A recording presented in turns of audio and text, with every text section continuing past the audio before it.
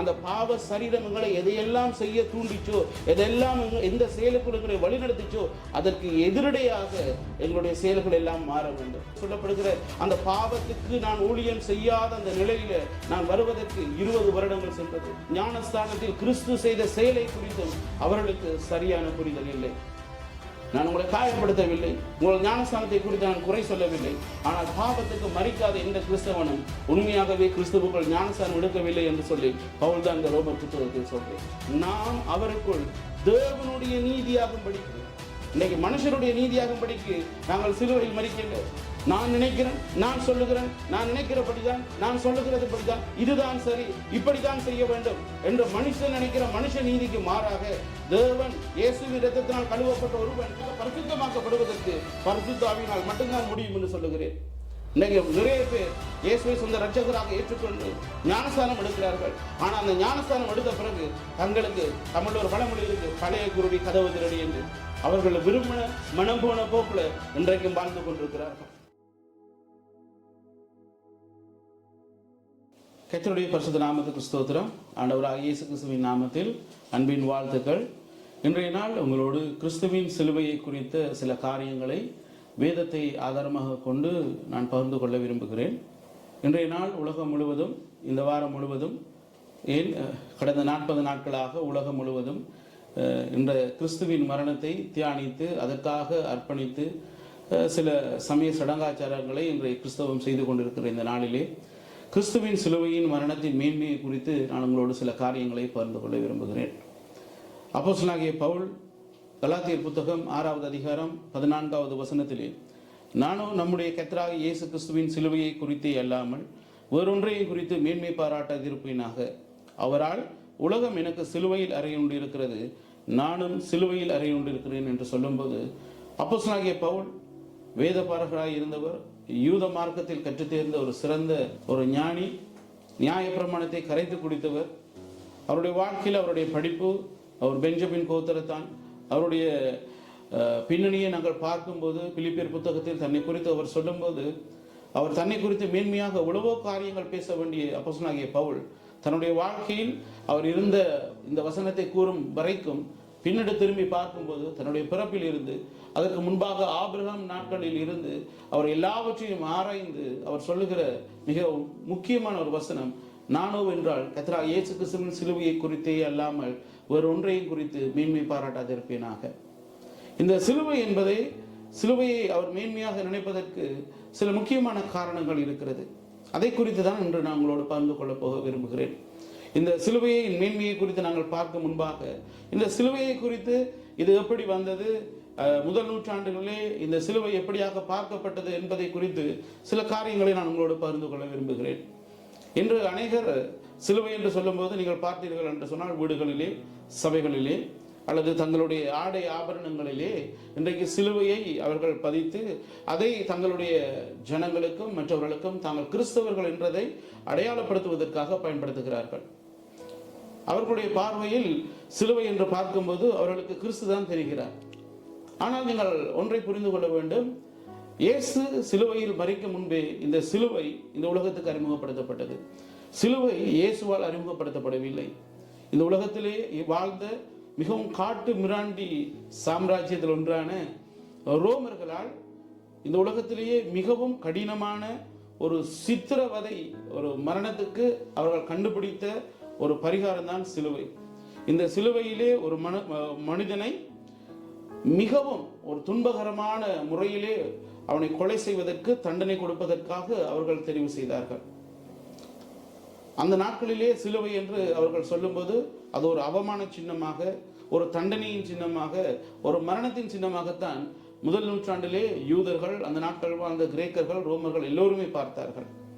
ஆனாலும் அந்த மரணத்தின் மூலம்தான் ஒரு மனிதனுடைய முழுமையான இரத்தமும் இந்த உலகத்தில் சிந்தக்கூடிய ஒரு சந்தர்ப்பம் இருந்தது. அதனால தான் பவுல் கலாத்தியர் புத்தகத்தில் சொல்லுகிறேன், காலம் நிறைவேறின போது இந்த ரோமருடைய காலத்தில் இப்படிப்பட்ட ஒரு மரண தண்டனை இந்த உலகத்துக்கு அறிமுகப்படுத்த நேரத்தில் ஆண்டவராக இயேசு கிறிஸ்துவை பிதாவாகிய தேவன் இந்த பூமிக்கு அனுப்பி அந்த சிலுவை மரணத்துக்கூடாக இந்த முழு உலகமும் ரட்சிப்பை பெற்றுக்கொள்ள வேண்டும் என்று தன்னுடைய பரம தரிசனத்தின்படி, தன்னுடைய திட்டத்தின்படி அவரை இந்த பூமிக்கு அனுப்பினேன்.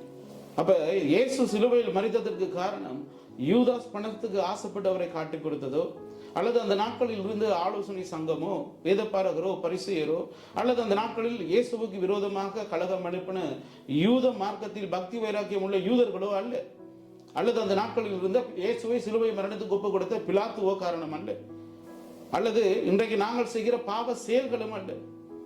இயேசு சிலுவை மரணத்துக்கு போவதற்கு மிக முக்கியமான காரணம், இந்த உலகத்திலே தேவன் முதலாக சிருஷ்டித்த மனுஷன் ஆதாம் என்ற அந்த மனிதன், அவன் தேவனுடைய வார்த்தைக்கு கீழ்ப்படியாத விளைவாக அந்த உலகத்துக்கு முதல் பாவத்தை கொண்டு வருவதும் பாவம் செய்வதற்கும் காரணமாக அவன் மாறினான். அந்த பாவத்தின் விளைவு ஆதியாகமம் 3வது அதிகாரம் 16வது வசனத்தில் தேவன் இந்த கிறிஸ்துவின் வருகையை குறித்து முன்னதாகவே அவர் முன்னறிவித்திருந்தார். அதன் முன்னறிவிப்பின் அந்த திட்டத்தின் விளைவுதான் இயேசு கிறிஸ்து 2000 வருஷத்துக்கு முன்பாக ரோமர்களுடைய ஆளுகையின் காலத்தில் இந்த சிலுவைக்கு அவர் மரணத்துக்கு கடந்து சென்றது. அப்ப சிலுவை என்று நாங்கள் பார்க்கும்போது உண்மையாகவே உலகம் கண்டுபிடித்த ஒரு காரியம், ஆனாலும் தேவன் முன்னதாக முன்குறித்த ஒரு செயல். இந்த சிலுவை மரணத்தில் நாங்கள் சில காரியங்களை கற்றுக்கொள்ள போகிறோம். இந்த அப்போஸ்தலனாகிய பவுல், நானோ நம்முடைய கர்த்தராகிய இயேசு கிறிஸ்துவின் சிலுவையை குறித்தே அல்லாமல் வேறொன்றையும் குறித்து மேன்மை பாராட்டாதிருப்பேனாக. அவரால் உலகம் எனக்கு சிலுவையில் அறை உண்டிருக்கிறது, நானும் உலகத்திற்கு சிலுவையில் அறை உண்டிருக்கிறேன். இந்த இடத்தில் அப்போஸ்தலனாகிய பவுல் உலகம் என்று பயன்படுத்துகிற வார்த்தை ஒரு மனிதனுடைய பாவ சுபாவத்தை, இந்த உலகத்தில் இருக்கிற மனிதர்களுடைய பாவத்தை சுட்டி காட்டவே அந்த உலகம் என்ற வார்த்தையை இந்த இடத்தில் பயன்படுத்துகிறார். அப்ப இந்த சிலுவையை பவுல் மேன்மையாக எண்ணுவதன் நோக்கம் என்ன என்று நாங்கள் பார்க்கும்போது, அது தேவனின் பார்வையில் ரட்சிப்பின் நித்திய வாழ்வுக்கான ஒரு சின்னம். முதல் நூற்றாண்டில் அது ஒரு பாவத்தின் சின்னமாக, தண்டனையின் சின்னமாக, அல்லது துன்பத்தின் சின்னமாக, மரணத்தின் சின்னமாக பார்க்கப்பட்டாலும், தேவன் சிலுவையை பார்க்கும்போது இந்த பாவத்தில் இருக்கிற முழு உலகத்துக்குமான ரட்சிப்பின் சின்னமாக தேவன் அதை பார்த்தார். அதனால்தான் இன்று உலகம் முழுவதும் இன்றைக்கு கிறிஸ்தவர்கள் சிலுவையை தங்கள் ஆடை ஆபரணங்களிலும், வீடுகளிலும், திருச்சபைகளிலும் அதை வைத்து பார்க்கும்போது, தாங்கள் தேவனுடைய திட்டத்தின்படி இயேசு கிறிஸ்துவுக்குள்ளாக பெற்றுக்கொண்ட அந்த பாவ மன்னிப்பின் அடையாளமாக அவர்கள் அந்த சின்னத்தை அவர்கள் பார்க்கிறார்கள், அணிவித்துக் கொள்ளுகிறார்கள். அப்ப இந்த சிலுவையின் மேன்மையை குறித்து பவுல் சொல்லுவதற்கு காரணம் என்னென்று சொன்னால், இயேசு அந்த சிலுவையில் மரித்ததன் விளைவுதான் இன்றைக்கு நானும் நீங்களும் இன்றைக்கு நாங்கள் நீதிமான்களாக, பாவமற்றவர்களாக இன்றைய திருச்சபையில தேவனை ஆராதித்துக் கொண்டிருக்கிறதுக்கு காரணமாக இருக்கிறது. இன்றைக்கு சிலுவை எங்களை மீட்கவில்லை, இயேசு கிறிஸ்துவினுடைய இரத்தமே எங்களுடைய சிலுவை எங்கள் பாவத்திலிருந்து எங்களை மீட்டதாக 1 பேதுரு 1வது அதிகாரம் 18-19 வசனங்களில் பேதுரு சொல்லுகிறார். உங்கள் முன்னோர்களால் பாரம்பரியமாய் நீங்கள் அனுசரித்து வந்து வீணான நடத்தை நின்று அழிவுள்ள வஸ்துக்களாகிய வெள்ளியினாலும் பொன்னினாலும் மீட்கப்படாமல் குற்றம் இல்லாத மாசற்ற ஆட்டுக்குட்டியாகிய கிறிஸ்துவின் விலையேற பெற்ற இரத்தத்தினாலே மீட்கப்பட்டீர்கள் என்று அறிந்திருக்கிறீர்களே என்று அப்போஸ்தலனாகிய பேதுரு, இயேசு கிறிஸ்துவின் முதலாவது சீஷன், இயேசு கிறிஸ்துவினுடைய மரணத்தை கண்ணால் பார்த்தவர், இயேசு கிறிஸ்து உயிர்த்தெழுதலுக்கு முதல் சாட்சியாய் இருக்கிற அப்போஸ்தலனாகிய பேதுரு இன்றைக்கு சொல்லுகிறேன், சிலுவை எங்களை பாவத்திலிருந்து மீட்கவில்லை, இந்த உலகத்தில் இருக்கிற எந்த வஸ்துக்களும், எந்த மனிதனுடைய நற்கிரியைகளும் எங்களை மீட்கவில்லை, இந்த சிலுவையில் இயேசு சிந்தின இரத்தம் தான் எங்களை மீட்டது. அந்த சிலுவையின் இரத்தம் எதிலிருந்து எங்களை மீட்டது? அதை குறித்து தான் சில காரியங்களை நான் உங்களோடு பகிர்ந்து கொள்ள விரும்புகிறேன். நாங்கள் ரோமர் புத்தகம் 6வது அதிகாரம் வசனம் 1-2 வரை நாங்கள் வாசிக்க கேட்போம். ஆகையால் என்ன சொல்லுவோம்? கிருபை பெருகும்படிக்கு பாவத்திலே நிலை நிற்கலாம் என்று சொல்லுவோமா? கூடாதே. பாவத்துக்கு மரித்த நாம் இனி அதிலே எப்படி பிழைப்போம்? இந்த ரோமர் 6வது அதிகாரத்தை நாங்கள் வாசிக்கும் போது, ஏதோ அப்போஸ்தலனாகிய பவுல் ரட்சிக்கப்படாத, புதிதாக ரட்சிக்கப்பட்ட கிறிஸ்தவர்களுக்கு இந்த 6வது அதிகாரத்தை எழுதினதாக அநேகர் இன்றைக்கு புரிந்து கொண்டு வைத்திருக்கிறார்கள். ஆனால் உண்மையாகவே ரட்சிக்கப்பட்டு கிறிஸ்துவுக்குள் கிட்டத்தட்ட 10 வருடத்துக்கு மேலாக வளர்ந்த கிறிஸ்தவர்களுக்கு தான் அப்போஸ்தலனாகிய பவுல் இந்த ரோமர் 6வது அதிகாரத்தில் இந்த பகுதியை எழுதி வைத்திருக்கிறார். இந்த பகுதியில் அவர் எழுதி வைத்திருக்கிற காரியங்களை நாங்கள் வாசிக்கும் போது, ஆகையால் என்ன சொல்லுவோம்? கிருபை பெருகும்படிக்கு பாவத்தில் நிலை நிற்கலாம் என்று சொல்லுவோமா? கூடாதே. பாவத்துக்கு மரித்த நாம் இனி அதிலே எப்படி பிழைப்போம்? அப்போஸ்தலனாகிய பவுல் இந்த இடத்தில் சொல்லுகிற காரியம் என்னவென்றால், இயேசு பாவத்துக்கு மரித்து விட்டார். இயேசுவை விசுவாசிக்கிற விசுவாசிகளும் பாவத்துக்கு மரித்து விட்டார்கள். பாவத்துக்கு மரித்து விட்டவர்கள் இனி எப்படி அந்த பாவத்துக்கு, அந்த பாவத்தின் அடிமைத்தனத்துக்கு, அந்த பாவம் வேண்டி நிற்கிற செயல்களுக்கு தங்களை விட்டுக் கொடுக்க முடியும்? நாங்கள் இப்படிப்பட்ட ஒரு தலைப்பிலே இந்த 6வது அதிகாரத்தில் குறிப்பிட்ட பகுதிகளை நாங்கள் பார்க்க போகிறோம். இன்று நானும் நீங்களும் அப்போஸ்தலனாகிய பவுல் ரோமர் 6வது அதிகாரத்தில் சொல்லப்படுகிற அந்த கிறிஸ்துவின் மரணத்தால் இந்த உலகம் பெற்றுக்கொண்ட அந்த பாவ மன்னிப்பை நாங்கள் உண்மையாகவே பெற்றுவிட்டோமா? நீங்கள் பாவத்துக்கு மரித்து விட்டீர்களா என்ற ஒரு கேள்வியை நாங்கள் கேட்கும்போது அப்போஸ்தலனாகிய பவுல் 6வது அதிகாரம் 3வது வசனத்தில் நாங்கள் வாசிக்க கேட்போம். கிறிஸ்து இயேசுவுக்குள்ளாக ஞானஸ்நானம் பெற்ற நாம் அனைவரும் அவருடைய மரணத்துக்குள்ளாக ஞானஸ்நானம் பெற்றதை அறியாமல் இருக்கிறீர்களா? இப்ப நீங்க பாத்துக்கிட்டு சொன்னீங்க, அப்போஸ்தலனாகிய பவுல் ரோமர் திருச்சபைக்கு எழுதும்போது ஞானஸ்தானம் பெற்று கிறிஸ்துவுக்குள் வளர்ந்த கிறிஸ்தவர்களுக்கு இந்த 6வது அதிகாரத்தை அவர் எழுதுகிறார். இந்த ரோமர் 6வது அதிகாரம் 3வது வசனத்தில் அவர் அழகாக இந்த காரியத்தை சொல்லுகிறார். ஞானஸ்தானம் என்பது அவருடைய மரணத்துக்குள்ளாக கடந்த ஞானஸ்தானம் பெற்றதை சொல்லப்பட்டிருக்கிறது. கிறிஸ்துவின் மரணத்தின் அடையாளம் தான் இன்றைக்கு அதற்கு ஒரு ஆதாரமாகத்தான் எப்படி யூதர்கள் தேவனுடைய ஜனங்களாக உடன்படிக்கைக்கு அடையாளமாக விருத்த சேதனம் செய்வது போல் இன்றைக்கு கிறிஸ்துவின் அந்த மரணத்துக்கு ஒப்பாக இன்றைக்கு நாங்கள் எங்களை ஒப்புக் கொடுத்து அதை விசுவாசித்து அந்த பாவத்திலிருந்து நாங்கள் விடுதலை பெற்றதுக்கு அடையாளமாக இன்றைக்கு நாங்கள் ஞானஸ்தானம் எடுக்கிறோம். இதை நாங்கள் கொலோசையர் புத்தகம் 2வது அதிகாரத்தில் நாங்கள் வாசிக்க முடியும். கொலோசையர் 2வது அதிகாரம் 12வது வசனத்திலிருந்து நாங்கள் வாசிக்க முடியும். ஞானஸ்நானத்திலே அவரோட கூட அடக்கம் பண்ணப்பட்டவர்களாகவும் அதிலே அவரை மரித்தோரிலிருந்து எழுப்பின தேவனுடைய செயலின் மேலுள்ள விசுவாசத்தினாலே அவரோட கூட எழுந்தவர்களாகவும் இருக்கிறீர்கள். உங்கள் பாவங்களினாலேயும் உங்கள் மாம்ச விருத்த சேதனம் இல்லாமையினாலேயும் மரித்தவர்களாய் இருந்த உங்களையும் அவரோட கூட உயிர்ப்பித்து அக்கிரமங்கள் எல்லாவற்றையும் உங்களுக்கு மன்னித்து நமக்கு எதிரடியாகவும் கட்டளைகளால் நமக்கு விரோதமாகவும் இருந்த கையெழுத்தை குலைத்து அதை நடுவில் இராதபடிக்கு எடுத்து சிலுவையின் மேல் ஆணி அடித்து துரைத்தனங்களையும் அதிகாரங்களையும் உரித்து கொண்டு வெளியரங்கமான கோலமாக்கி அவைகளின் மேல் சிலுவையிலே வெற்றி சிறந்தார். அப்போஸ்தலனாகிய பவுல் இந்த கொலோசையர் நிருபத்தை நாங்கள் வாசிக்கும் போது அதுவும் இயேசுவை சொந்த இரட்சகராக ஏற்றுக்கொண்டு ஞானஸ்தானம் எடுத்த கொலோசையர் திருச்சபைக்கு தான் இந்த பகுதியை அப்போஸ்தலனாகிய பவுல் எழுதுகிறார். இந்த பகுதியை நாங்கள் வாசிக்கும் போது அப்போஸ்தலனாகிய பவுல் இப்படியாக சொல்லுகிறார், பாருங்க, எங்களுடைய பாவங்கள் அக்கிரமங்களில் மரித்து போயிருந்த எங்களை மீட்கும்படியாக அவர் தன்னுடைய ஜீவனை கொடுத்ததன் அடையாளத்தை அவர் ஜீவனை கொடுத்தார் என்பதை நாங்கள் விசுவாசித்து நாங்கள் ஞானஸ்தானம் பெற்றோமா? அப்ப இன்றைக்கு இயேசு நாங்கள் எங்களுக்காக மரித்தார் என்பதை விசுவாசிப்பதற்கு அடையாளமாக அந்த ஞானஸ்தானத்தை நாங்கள் பெற்றிருக்கிறோம். ஆனால் உண்மையாகவே இன்றைய கிறிஸ்தவர்கள் ஆராய்ந்து பார்க்க வேண்டிய காரியம் என்னவென்று சொன்னால், உண்மையாகவே இன்று நாங்கள் ஞானஸ்தானம் பெற்றிருக்கிறோமா? கிறிஸ்து எதற்காக மரித்தீரோ அதற்கு அடையாளமாக இன்றைக்கு நாங்கள் ஞானஸ்தானம் பெற்றிருக்கிறோம். ஆனால் அந்த ஞானஸ்தானத்தின் அடையாளம் கூறுகிற காரியம் என்ன? நாங்கள் பாவத்துக்கு மரித்து நீதிக்கு உயிர் பிழைத்திருக்கிறோம்.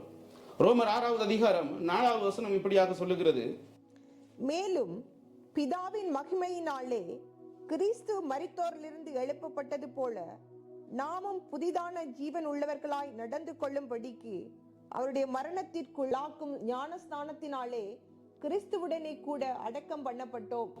இப்ப இந்த இடத்துல நீங்கள் பார்க்கும்போது அப்போஸ்தலனாகிய பவுல் ரோமர் 6வது அதிகாரம் 4வது வசனத்தில் நாம் கிறிஸ்துவின் மரணத்துக்குள்ளாய் ஞானஸ்தானத்தில் அடக்கம் பண்ணப்பட்டது நாம் புதிதான ஜீவன் உள்ளவர்களாய் நடந்து கொள்ளும்படிக்கு என்று அந்த வசனத்தில் அவர் கூறுவதை நாங்கள் காண முடியும்.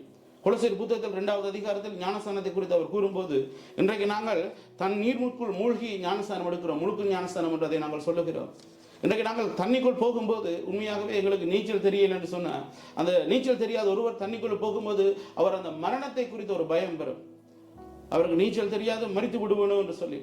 அதே போலதான் இன்றைய கிறிஸ்துவை நாங்கள் விசுவாசித்து அதற்கு அடையாளமாக நாங்கள் தண்ணிக்கும் போகும்போது நாங்கள் பாவத்துக்கு மரித்து நாங்கள் தண்ணியிலிருந்து வெளியே வரும்போது கிறிஸ்துவின் உயிர்த்தெழுதலுக்கு அடையாளமாக நாங்கள் நீதிக்கு பிழைத்ததாக அப்போஸ்தலனாகிய பவுல் கூறுகிறார். அப்ப அப்படியாக மரித்து உயிர்த்தெழுந்த நாங்கள் சிலுவையில் பாவத்தை வெற்றி சேர்ந்த அந்த இயேசுவை விசுவாசிக்கிற நாங்கள் உண்மையாகவே அந்த ஞானஸ்தானத்துக்கு அடையாளமான வாழ்க்கையை இன்று நாங்கள் வாழுகிறோமா? இன்றைக்கு உலகம் முழுவதும் எல்லோருமே இன்றைக்கு 40 நாட்களாக உபவாசம் இருக்கிறார்கள்.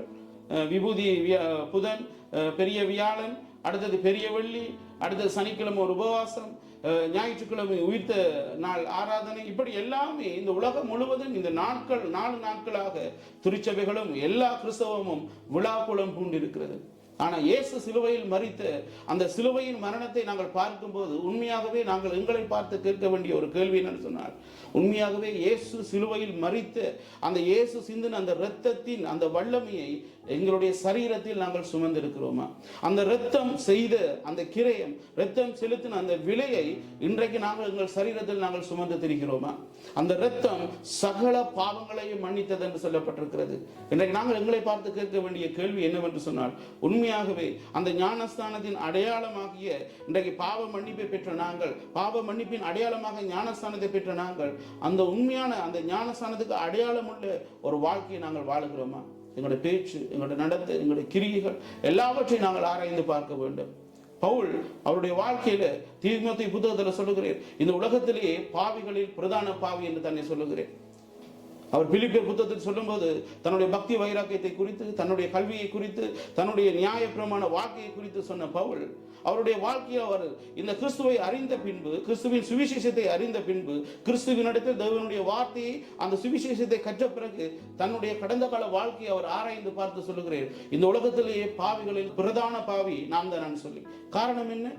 அப்போஸ்தலர் நடபடிகள் 9வது அதிகாரம், 22வது அதிகாரம், 26வது அதிகாரங்களில் நீங்கள் வாசிக்கும் போது அப்போஸ்தலனாகிய பவுல் தானே தன்னையை பற்றி சொல்லுகிறேன், நான் வீடுகள் தோறும் நுழைந்து பரிசுத்தவான்களுடைய மரணத்துக்கு நான் காரணமாக இருந்தேன், சிறியோர்கள், பெரியோர்கள், பெண்கள் எல்லோரையும் மரண பரியந்த நான் துன்பப்படுத்தினேன் என்று சொல்லி.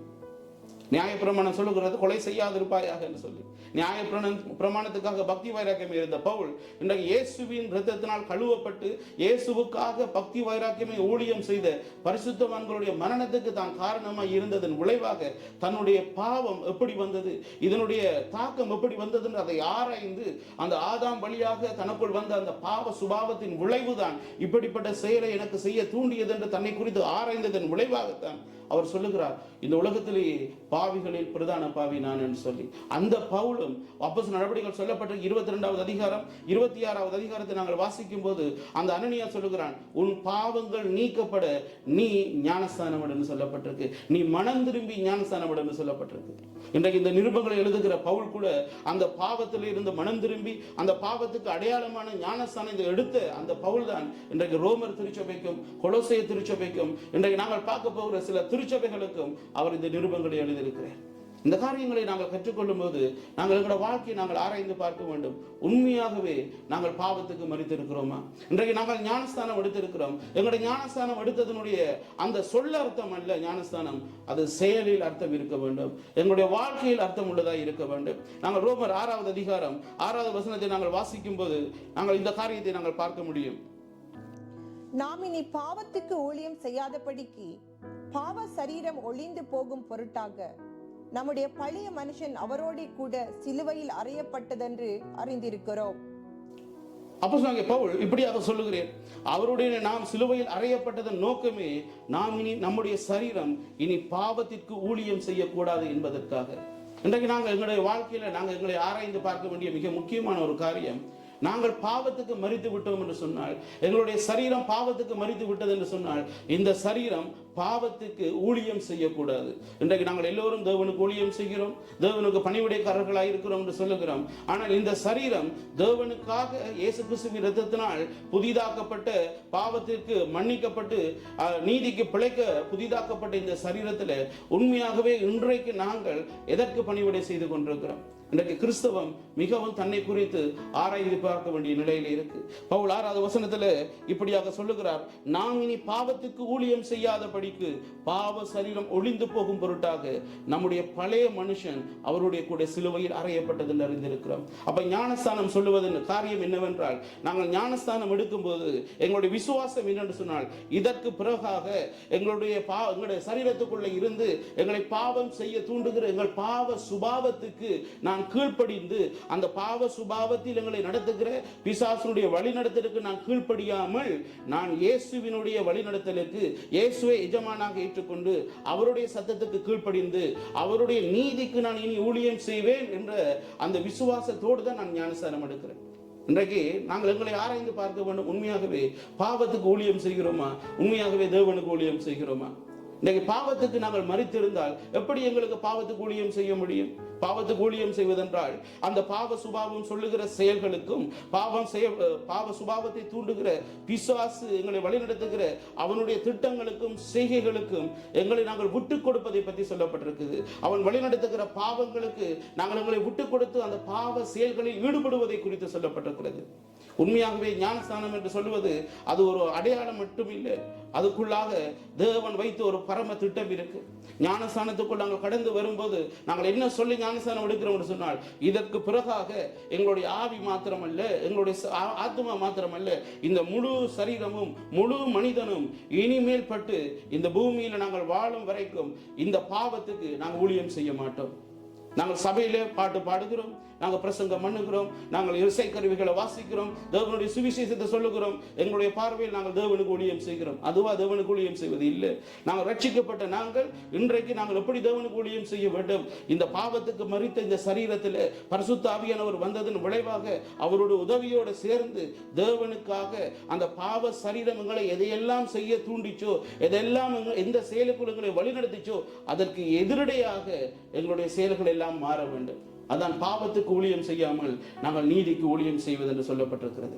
இன்றைக்கு உண்மையாகவே எங்களோட வாழ்க்கையை நாங்கள் ஆராய்ந்து பார்க்க வேண்டும். இன்றைக்கு ஞானஸ்தானம் எடுத்து திருச்சபைக்குள்ள 5 வருஷம் 10 வருஷம் இருக்கிற நாங்கள் அந்த ஞானஸ்தானத்துக்கு அடையாளமாக இன்றைக்கு நாங்கள் என்னென்ன காரியங்களை செய்து கொண்டிருக்கிறோம்.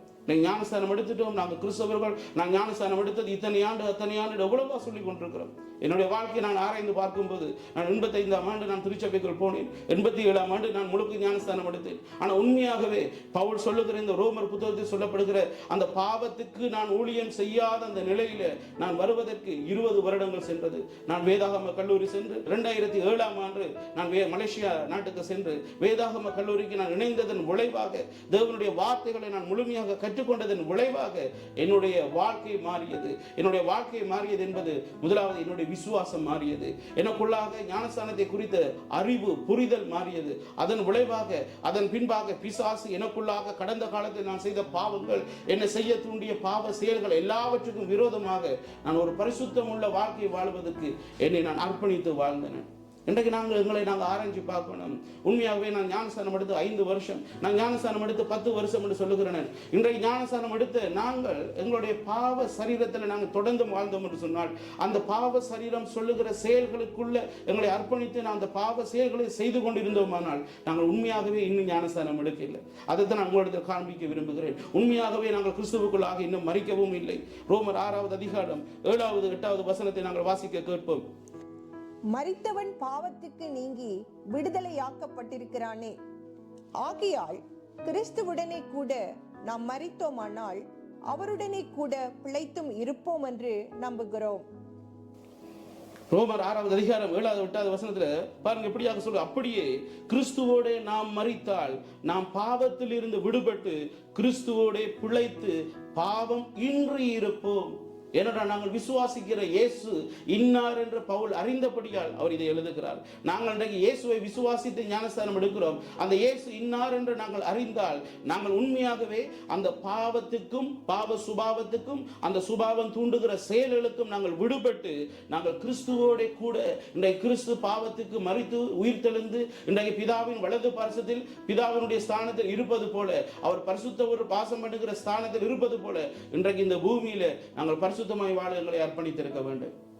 எப்படி இன்றைக்கு எங்களால் பாவ செயல்களுக்கு அல்லது பாவத்துக்கு நாங்கள் எங்களை விட்டு விட முடியும்? எப்படி பாவத்துக்கு எங்களுக்கு ஊழியம் செய்ய முடியும்? ஏனென்று சொன்னால் எங்களுக்கு ஞானஸ்தானத்தை குறித்து தெளிவான அறிவு இல்லை. சிலுவையின் மரணத்தை குறித்து எங்களுக்கு தெளிவான அறிவு இல்லை. நியாய பிரமாணத்தை கற்றுக்கு தெரிந்த பவுலுக்கு சிலுவையை குறித்தும் இயேசுவை குறித்தும் புரிதல் இல்லாமல் இருந்தது. எப்ப அவர் இயேசுவின் சிலுவையை குறித்த அறிவை அது தேவ பலனாக இருக்கின்ற கண்டுபிடித்தாரோ அந்த பவுல் இப்போ சொல்லுகிறேன், இந்த உலகத்திலேயே நான் தான் பாவிகளிலே பிரதான பாவி என்று சொல்லி இன்றைக்கு எந்த ஒரு மனுஷன் தன்னுடைய பாவத்தை அறிந்து தான் பாவ சுபாவம் உள்ள மனிதன், அந்த சுபாவத்தின் விளைவாக இந்த பாவத்தை செய்தேன், அந்த சுபாவத்தில் நான் விடுபடுவதற்கு எனக்காக இயேசு மரித்தார், அந்த இயேசுவை நான் விசுவாசிப்பதன் மூலம் அந்த சுபாவத்தில் இருந்தும் அந்த சுபாவம் தூண்டுகிற செயல்களில் இருந்தும் நான் விடுபெற முடியும் என்று சொல்லி அந்த விசுவாசத்தினால் அடையாளமாக ஞானஸ்தானத்தை பெறும்போது இவை எல்லாவற்றிலும் இருந்து அவன் விடுதலை பெறுறான். ஆனால் நான் கேட்க வேண்டிய கேள்வி, உண்மையாகவே நான் ஞானஸ்தானம் எடுத்த நாளில் இருந்து இந்த நிமிஷம் வரைக்கும் நான் அதற்கு அடையாளம் உள்ள உண்மையாகவே என்னுடைய விசுவாசத்துக்கு ஏற்ற செயல்கள் எல்லாமே மாறி இருக்கிறதா? இந்த சரீரத்துக்கு ஏற்ற ஞானஸ்தானம் எடுத்த சரீரத்துக்கு ஏற்ற வாழ்க்கை நான் வாழுகிறேனா? அதுதான் பவுல் சொல்லுகிறேன் பாருங்க. நாம் கிறிஸ்துவோடு நாங்கள் பிழைத்திருந்தால் நாங்கள் பாவம் இன்றி இருப்போம். பாவ செயல்கள் மட்டுமில்லை, எங்களால் பாவ சிந்தை வர முடியாது, பாவ செயல்கள் வர முடியாது. எங்களோட சிந்தையிலும் எங்களோட உணர்விலும் எங்களோட செயல்களிலும் பாவம் எங்களை ஆளுகை செய்ய முடியாது. காரணம், எங்கள் சரீரத்தை, எங்கள் ஆவியை, எங்கள் ஆத்துமை, என்டைய பர்சனாலிட்டியை, முழு மனிதனையும் இன்றைக்கு கிறிஸ்து ஆளுகை செய்திருக்கிறார். அவருடைய இரத்தம் ஆளுகை செய்திருக்கிறது. அந்த விசுவாசத்துக்கு அடையாளமாகத்தான் நாங்கள் ஞானஸ்தானம் எடுத்தோம்.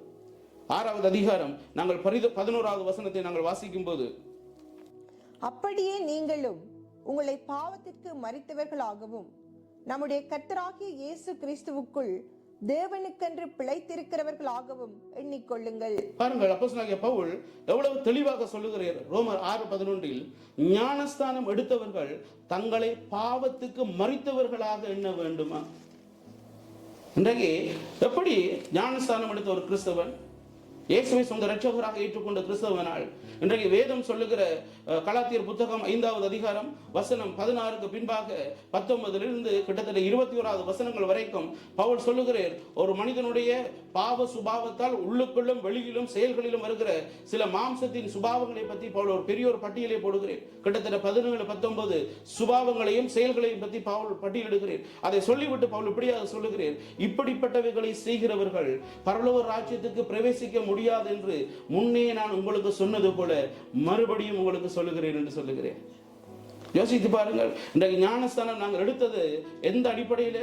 நான் இயேசுவின் அந்த இரத்தத்தின் வல்லமையினால நான் பாவத்துக்கு நீங்களாக்கி என்னுடைய விசுவாசம் இயேசு கிறிஸ்துவின் வருகையில் நான் அவரோடு எடுத்துக்கொள்ளப்பட்டு நான் நித்தியமாக என்னுடைய பிதாவோடு வாழப் போகிறேன். அந்த நித்தியமாக பிதாவோடு வாழ்வதற்காக இயேசுவை விசுவாசித்து ஒரு வேறு பிரிக்கப்பட்ட வாழ்க்கை வாழுகிற நான் இன்றைக்கு உண்மையாகவே நான் என்னை ஆராய்ந்து பார்க்க வேண்டும். நான் பாவத்துக்கு மரித்த ஒரு நிலையில நான் வாழுகிறேன் என்ற அந்த எண்ணம் எனக்கு இருக்கா? அந்த எண்ணம் இருந்தால் அந்த பாவ செயல்களை இந்த வாழ்க்கையில் செய்ய முடியாது. எனக்குள்ள கோபம் வர முடியாது, வைராக்கம் வர முடியாது, விபச்சாரம் செய்ய முடியாது, வேசித்தனம் வர முடியாது, கோபம் வர முடியாது, மற்றவர்களை பழிவாங்க முடியாது. பவுல் சொல்லுகிற பாவங்கள் எத்தனை! இன்றைய கிறிஸ்தவத்தை நீங்கள் ஆராய்ந்து பாருங்கள். சபைகளுக்குள்ளாக போட்டி, பொறாமை, சபைகளுக்குள்ளாக பிரிவினைகள், ஒருவரை குறித்து ஒருவருக்கு பெருமை, தங்களிலும் மேன்மையாக மற்றவர்களை எண்ண வேண்டும், ஆனால் தங்களையே மேன்மையாக எண்ணுகிறவர்களாக இன்றைய கிறிஸ்தவம் போய்விட்டது. காரணம் என்னென்று சொன்னால், அந்த ஞானஸ்தானத்தை குறித்தும் ஞானஸ்தானத்தில் கிறிஸ்து செய்த செயலை குறித்தும் அவர்களுக்கு சரியான புரிதல் இல்லை. இன்றைய நாள் நாங்கள் இன்றைக்கு சிலுவையின் மரணத்தை குறித்து பெரிய வெள்ளி என்று சொல்லி நாங்கள் எல்லாருமே அதை குறித்து உபவாசம் இருந்து இன்றைக்கு ஆராதனைக்கு வந்திருக்கிறோம். அதை குறித்து இன்றைய உலகமே இன்றைக்கு கிறிஸ்துவை பார்க்கிறது, சிலுவையின் மரணத்தை நினைத்து பார்க்கிறது. அந்த ஒரு நாளில் கிறிஸ்துவின் மரணத்தை நினைத்து பார்ப்பதற்காக தேவன் 2000 வருஷங்கள் 5000 வருஷங்களுக்கு முன்பாக முன்குறித்து இயேசுவை இந்த பூமிக்கு அனுப்பவில்லை. 2000 வருஷத்துக்கு முதல் இயேசு மரித்தது அந்த ஒரு நாளில் நாங்கள் அவரை நினைவு கூறுவதற்காக, அதை நினைவு கூர்ந்து அன்றைய நாளில் உபவாசம் இருந்து அன்றைய நாளில் ஒப்பு கொடுத்த வாழ்க்கை வாழ்வதற்காக அல்ல. 2000 வருஷத்தில் இருந்து இன்று வரைக்கும் வாழ்ந்த கிறிஸ்தவம் அவர் மரித்ததன் அந்த பலாபலன்களை தங்களுடைய வாழ்க்கையில் அனுபவித்து வாழ வேண்டும் என்பதற்காகத்தான் இயேசு சிலுவையில் மரித்தார். இன்றைக்கு எங்களுடைய விசுவாசம் எப்படிப்பட்டதாக இருக்கிறது? எங்களுடைய வாழ்க்கை எப்படிப்பட்டதாக இருக்கிறது? எங்களுடைய விசுவாசத்துக்கும் வாழ்க்கைக்கும் என்ன சம்பந்தம் இருக்கிறது? இயேசு அவருடைய சிலுவை மரணத்தினாலே எங்களுடைய வாழ்க்கைக்கும் தேவனுக்கும் ஒரு உறவை ஏற்படுத்தி போயிருக்கிறேன். இன்றைக்கு அந்த உறவுக்கு சான்றாக இன்றைக்கு எங்களுடைய வாழ்க்கையின் செயல்கள், சிந்தனை, உணர்வுகள் எப்படிப்பட்டதாக இருக்கிறது? இன்றும் நாம் பாவத்துக்கு மறிக்கவில்லை என்றால் உண்மையாகவே இன்னும் நாங்கள் ஞானஸ்தானம் கிறிஸ்துவுக்குள்ள ஞானஸ்தானம் எடுக்கலை என்றுதான் அர்த்தம். நான் உங்களை காயப்படுத்தவில்லை, உங்கள் ஞானஸ்தானத்தை குறித்து நான் குறை சொல்லவில்லை. ஆனால் பாவத்துக்கு மறிக்காத எந்த கிறிஸ்தவனும் உண்மையாகவே கிறிஸ்துவுக்குள் ஞானஸ்தானம் எடுக்கவில்லை என்று சொல்லி பவுல் தான் இந்த ரோமர் புத்தகத்தில் சொல்றேன். அதில் தான் ரோமர் 6வது அதிகாரம் 1-2 வசனத்தை நான் வாசிக்கிறேன், கேளுங்கள். ஆகையால் என்ன சொல்லுவோம்? கிருபை பெருகும்படிக்கு பாவத்தில் நிலைநிற்கலாம் என்று சொல்லுவோமா? கூடாதே. பாவத்துக்கு மரித்த நாம் இனி அதிலே எப்படி பிழைப்போம் என்ற அதனுடைய அர்த்தம், எப்படி பாவத்துக்கு பணிவிடை செய்வோம், எப்படி பாவத்தோடு நாங்கள் வாழ முடியும், எப்படி பாவ சுபாவத்தின் தாக்கத்தால் தாக்கப்பட முடியும், அந்த தாக்கத்தின் விளைவாக பாவ செயல்களை எப்படி செய்ய முடியும், அதைத்தான் பவுல் சொல்ல வருகிறேன். இன்றைய கிறிஸ்தவமே எங்களை நாங்கள் ஆராய்ந்து பார்க்க வேண்டும். உண்மையாகவே கிறிஸ்துவுக்குள் நான் ஞானஸ்தானம் எடுத்திருக்கிறேனா? கிறிஸ்துவுக்குள்ளாக எடுத்த ஞானஸ்தானத்தின் அடையாளமாக அந்த பாவ செயல்களுக்கு நான் மரித்து போயிருக்கிறேனா? என்னுடைய பாவங்கள் கிறிஸ்துவனுடைய மரணத்துக்குள்ளாக அடக்கம் பண்ணப்பட்டிருக்கிறதா? இன்றைக்கு நாங்கள் எங்களை ஆராய்ந்து பார்க்க வேண்டும். நாங்கள் தீத்து புத்தகத்தை எடுத்து வாசிக்க கேட்போம். 2வது அதிகாரம் வசனம் 11-12 நாங்கள் வாசிக்க கேட்போம். ஏனெனில் எல்லா மனுஷருக்கும் ரட்சிப்பை அளிக்கத்தக்க தேவ கிருபையானது பிரசன்னமாகி நாம் அவபக்தியையும் லௌகிக இச்சைகளையும் வெறுத்து தெளிந்த புத்தியும் நீதியும் தேவ பக்தியும் உள்ளவர்களாய் இவ்வுலகத்திலே ஜீவனம் பண்ணி. அப்போஸ்தலனாகிய பவுல் தீத்துவுக்கு கிரேத்தா தீவில் உள்ள தீத்துவுக்கு அந்த சபையை கட்டும் விதமாக உபதேசத்திலும் மற்ற காரியங்களிலும் கட்டும் விதமாக தீத்துவை கிரேத்தா தீவில் விட்டு வந்த பின்பாக தீத்துவுக்கு இந்த நிருபத்தை எழுதுகிறார். அந்த இடத்துல நாங்கள் பார்க்கிறோம், அவரை ஞானஸ்தானம் எடுத்தவர்களை குறித்து சில காரியங்களை அவர் சொல்லுகிறார். பாருங்கள், ஏனெனில் எல்லா மனுஷருக்கும் ரட்சிப்பை அளிக்கத்தக்க தேவ கிருபையானது பிரசன்னமாகி. சிலுவையின் மரணத்தை குறித்து சொல்கிறேன், கிறிஸ்துவின் மரணத்தை குறித்து சொல்லுகிறேன், இயேசுவின் மரணத்தை குறித்து சொல்லுகிறேன். இயேசு என்றாலே அந்த பேருடைய அர்த்தம் நம்முடைய பாவங்களுக்காக தமது ஜனங்களுடைய பாவங்களை நீக்கும் ரட்சகர் என்பதுதான் இயேசுவினுடைய பேருடைய அர்த்தமே. உண்மையாகவே அந்த இயேசு என்று சொல்வதற்கு நான் தகுதி உள்ளவனாக இருக்கிறேனா? அந்த இயேசுவை என்னுடைய விசுவாசத்துக்கு ஏற்ற அந்த வாழ்க்கையில் நான் காண்பிக்கின்றேனா? உண்மையாகவே அந்த இயேசு அவருடைய மரணத்துக்குள்ளாக என்னுடைய பாவங்களை நீக்கி இருக்கிறாரா? அந்த பாவ சுபாவத்தை நீக்கி இருக்கிறாரா? நாங்கள் 13வது 14வது வசனத்தை வாசிக்க முன்பாக பாருங்கள், 12வது வசனத்தில் இப்படியாக சொல்லுகிறார், நாம் அவபக்தியையும் லௌகீக இச்சைகளையும் வெறுத்து தெளிந்த புத்தியும் நீதியும் தேவ பக்தியும் உள்ளவர்களாய் இவ்வுலகத்திலே ஜீவனம் பண்ணி. பவுல் எதிர்பார்க்கவில்லை, இது தேவனுடைய எதிர்பார்ப்பு. வேத வாக்கியங்கள் எல்லாம் தேவனால் எழுதப்பட்டிருக்கிறது. அவர் தேவ மனிதர்களை கொண்டு எழுதியிருக்கிறார். அப்போஸ்தலனாகிய பவுல் தீத்துவுக்கு இந்த காரியங்களை சொல்லும்போது எவ்வளவு தெளிவாக சொல்லுகிறார் பாருங்கள், நாம் அவபக்தியையும் லௌகீக இச்சைகளையும் வெறுத்து. இந்த உலகத்தில் இருக்கிற எதை நாங்கள் வெறுத்து விட்டோம்? எதற்கு நாங்கள் மறித்து விட்டோம்? பவுல் கேட்கிறார், தெளிந்த புத்தியும். தெளிந்த புத்தி என்பது பாவம் செய்யக்கூடாத, பாவத்தை பற்றி சிந்திக்காத, பாவத்தால் தூண்டப்படாத சிந்தனையை பற்றி சொல்லப்பட்டிருக்கிறது. ரோமர் புத்தகத்தில் தான் பவுல் சொல்கிறார், அவர்கள் அவருடைய சிந்தனையினாலே வீணரானார்கள் என்று சொல்லப்பட்டிருக்கிறது. இன்றைக்கு எங்களுடைய சிந்தனை உண்மையாகவே தெளிவாக இருக்கிறதா? அதனால தான் இதே ரோமர் புத்தகத்தில் 12வது அதிகாரத்தில் பவுல் சொல்லுகிறேன், உங்கள் மனம் புதிதாகிறதினாலே நீங்கள் மறுரூபமாகுங்கள். இன்றைக்கு கிறிஸ்தவமே நாங்கள் எங்கே இருக்கிறோம்? எங்களுடைய ஞானஸ்தானம் எதற்காக எடுக்கப்பட்டது? என்னுடைய பாஸ்டரின் கட்டாயத்தாலையா? என்னுடைய அம்மாட கட்டாயத்தாலையா? அல்லது உறவுகளுடைய கட்டாயத்தாலையா? என்னுடைய வயசு நான் வந்து விட்டேன், 12 வயசு வந்து விட்டேன், 15 வயசு வந்து விட்டேன், மற்றவர்கள் எல்லாரும் ஞானஸ்தானம் எடுக்கிறார்கள், நானும் ஞானஸ்தானம் எடுக்க வேண்டும் என்பதற்காக ஞானஸ்தானம் எடுக்கக்கூடாது. அப்போஸ்தலனாகிய பவுல் சொல்லுகிறேன், நான் பாவத்துக்கு மரிக்க வேண்டும், பாவ சுபாவத்தின் தாக்கத்துக்கு மரிக்க வேண்டும், நான் நீதிக்கு பிழைக்க வேண்டும். இந்த பூமியில் கிறிஸ்து வரும் வரைக்கும் நான் பாவம் செய்யாத, பாவத்தால் தாக்கப்படாத, பாவத்தின் சுபாவத்தால் தூண்டப்படாத ஒரு வாழ்க்கை வாழ வேண்டும். அதற்கு பரிகாரம் இயேசு என்ற விசுவாசத்தில் ஞானஸ்தானம் எடுக்க வேண்டும் என்று பவுல் கூறுகிறார். இன்றைக்கு திருச்சபை போதகர்கள் நாங்கள் ஒன்று ஆராய வேண்டும். இன்றைக்கு பவுல் இந்த ரோமர் திருச்சபைக்கு எழுதும் போது அவர்களுக்கு அப்போஸ்தலனாகிய பேதுருவினுடைய சுவிசேஷத்தினால் ரட்சிக்கப்பட்ட அந்த திருச்சபைக்கு பேதுரு பிரசங்கத்துக்கூடாக அவர்கள் விசுவாசித்து ஞானஸ்தானம் எடுத்தார்கள், இருதயத்தில் குத்தப்பட்டார்கள். அப்போஸ்தலர் 2வது அதிகாரத்தில் அவர்கள் சரியான விசுவாசத்தின் அடிப்படையில் தான் இருதயத்தில் குத்தப்பட்டார்கள். இதற்கு நாங்கள் என்ன செய்ய வேண்டும் என்று கேட்டார்கள். நீங்கள் பாவத்துக்கு மனம் திரும்பி நீங்கள் அதற்கு அடையாளமாக ஞானஸ்தானம் எடுக்கின்ற பேதுரு சொன்னதன் விளைவுதான் அவர்கள் ஞானஸ்தானம் பெற்றார்கள், ரோமாபுரிக்கு சுவிசேஷத்தை கொண்டு போனார்கள். ஆனால் நாளடைவில் கிறிஸ்தவ சபைக்குள் ரோமாபுரிக்குள் கிறிஸ்துவையும் அவருடைய மரணத்தின் செய்தியையும் தெளிவாக புரிந்து கொள்ளாத பலர் வந்ததன் விளைவாக அந்த சபைக்குள் ஏற்பட்ட பிரச்சனைகளும் அதற்கான தீர்வுமாக இந்த ரோமர் புத்தகத்தை அப்போஸ்தலனாகிய பவுல் எழுதுகிறார். இன்றைக்கு திருச்சபைகளுக்குள் இன்றைக்கு பாக பிரிவினைகள், குடும்ப பிரிவினைகள், ஊழிய பிரிவினைகள், விசுவாசிகளுக்குள் போட்டி, பொறாமைகள், எரிச்சல்கள், பழிவாங்குதல்கள், வெளியில் உலகத்தில் ஒரு வாழ்க்கை, சபைக்குள் ஒரு வாழ்க்கை, ஆடை ஆபரணங்கள் இருந்து, தங்களுடைய பேச்சுக்கள் இருந்து, சிந்தனைகள் இருந்து இன்றைக்கு கிறிஸ்தவம் வழி தவறி போய் கொண்டிருக்கிறது. கிறிஸ்தவம் ஞானஸ்தானத்துக்கு அடையாள வாழ்க்கையை இந்த உலகத்துக்கு மாதிரியாக காட்ட வேண்டிய இன்றைய கிறிஸ்தவம் இன்றைக்கு உலகத்தை திருச்சபைகள் கொண்டு வந்து விட்டது, உலகத்தின் சுபாவத்தை திருச்சபைகள் கொண்டு வந்து விட்டது. இப்படிப்பட்ட நிலையில் இருந்த ஒரு ரோமர் திருச்சபைக்கு தான் அப்போஸ்தலனாகிய பவுல் இந்த சுவிசேஷத்தை மறுபடியும் எழுத வேண்டிய ஒரு தேவை வந்தது. இன்றைக்கு கிறிஸ்தவர்களே எங்களை குறித்து நாங்கள் சிந்தித்து பார்க்க வேண்டும். இன்றைக்கு நாங்கள் உண்மையாகவே பாவத்துக்கு மரித்து விட்டோமா? நாங்கள் பாவத்துக்கு மரித்து விட்டால் நாங்கள் என்ன செய்ய வேண்டும்? நாங்கள் கேட்க வேண்டிய ஒரு கேள்வி. நீங்கள் பாவத்துக்கு மரித்திருந்தால் நீங்கள் நீதிக்காக வாழ வேண்டும். அப்ப நாங்கள் கேட்க வேண்டிய கேள்வி, நாங்கள் உண்மையாகவே பாவத்துக்கு மரித்து நீதிக்கு வாழ்கிறோமா? நாங்கள் 1 பேதுரு 2வது அதிகாரம் 24வது வசனத்தில் நாங்கள் பார்க்கும்போது, நாம் பாவங்களுக்கு செத்து நீதிக்கு பிழைத்திருக்கும்படிக்கு அவர் தாமே தமது சரீரத்திலே நம்முடைய பாவங்களை சிலுவையின் மேல் சுமந்தார், அவருடைய தழும்புகளினால் குணமானீர்கள் என்று சொல்லப்பட்டிருக்கு. குணமானீர் என்று சொல்லப்படுகிறது.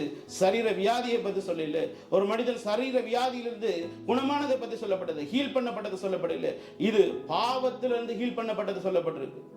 உண்மையாகவே ஒருவன் ஒரு வியாதியிலிருந்து ஹீல் பண்ணப்பட்டால் தேவனால அவன் அதற்கு பிறகு அந்த வியாதியினால் தாக்கப்பட முடியாது. அவன் ஒரு ஆரோக்கியம் உள்ள ஒரு வாழ்க்கை வாழ முடியும்.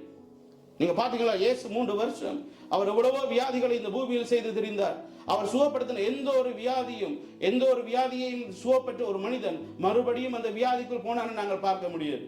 ஆனாலும் அப்போஸ்தலனாகிய பேதுரு, இயேசுவோடு வாழ்ந்த அந்த பேதுரு இப்ப சொல்லுகிறேன், நீங்கள் பாவத்துக்குத்தான் நீங்கள் குணமானீர்கள். இயேசுவின் தழும்பு உங்கள் பாவத்தையும் உங்கள் பாவ சுபாவத்தையும் குணமாக்கியது என்று சொல்லி அது ஹீல் பண்ணப்பட்டார். இன்றைக்கு ஒரு வியாதியிலிருந்து குணமாக்கப்பட்ட அவர்கள் மறுபடியும் அந்த வியாதிக்குள் சிக்காதது போல இன்றைக்கு பாவத்துக்கு குணமாக்கப்பட்ட நாங்கள் இன்றைக்கு எப்படி மறுபடியும் பாவத்துக்கு நாங்கள் போக முடியும்? அதுதான் பேதுருவினுடைய கேள்வி. அதனாலதான் அவர் சொல்லுகிறேன், நாங்கள் பாவங்களுக்கு செத்து நீதிக்கு பிழைத்திருக்கும்படி அவர் தாமே தமது சரீரத்திலே நம்முடைய பாவங்களை சிலுவையில் சுமந்தார் என்று சொல்லி. உண்மையாகவே எங்களோட வாழ்க்கையை நாங்கள் ஆராய்ந்து பார்க்க வேண்டும். நான் பாவங்களுக்கு மரித்ததன் விளைவாக இன்றைக்கு நான் நீதிக்காகவா பிழைத்திருக்கிறேன்? நீதியை செய்வதற்காகவா பிழைத்திருக்கிறேன்? எது நீதி?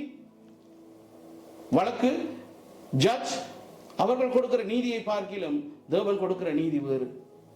இந்த இடத்தில் நீதி என்று சொல்லுவது, அந்த ரட்சிக்கப்பட்ட ஒரு மனிதன், ஞானஸ்தானம் எடுத்த ஒரு மனிதன், இயேசுவை சொந்த ரட்சகராக ஏற்றுக்கொண்ட ஒரு மனிதனுடைய அந்த ரட்சிப்பின் சிலுவையின் மரணத்துக்கு பின்னான உயிர்த்தெழுதலுக்கு பின்னான வாழ்க்கையை பெற்று பேசுகிறது. இன்றைக்கு அந்த நீதிக்கு பிழைப்பதற்காக, அந்த நீதிக்குள் வாழ்வதற்காக இன்றைக்கு எங்களுக்குள் தேவன் பரிசுத்த ஆவியானவரை தந்திருக்கிறார். இன்றைக்கு நாங்கள் பாவத்துக்கு மரிப்பதையும் பாவத்தில் மரித்து நாங்கள் நீதிமான நிலைக்குள் வருவதையும் இன்றைக்கு இறையியலாளர்கள் இப்படியாக சொல்லுவார்கள், ஜஸ்டிபிகேஷன் பை ஃபெய்த், விசுவாசத்தினால் நாங்கள் நீதிமான்களாக்கப்பட்டோம்.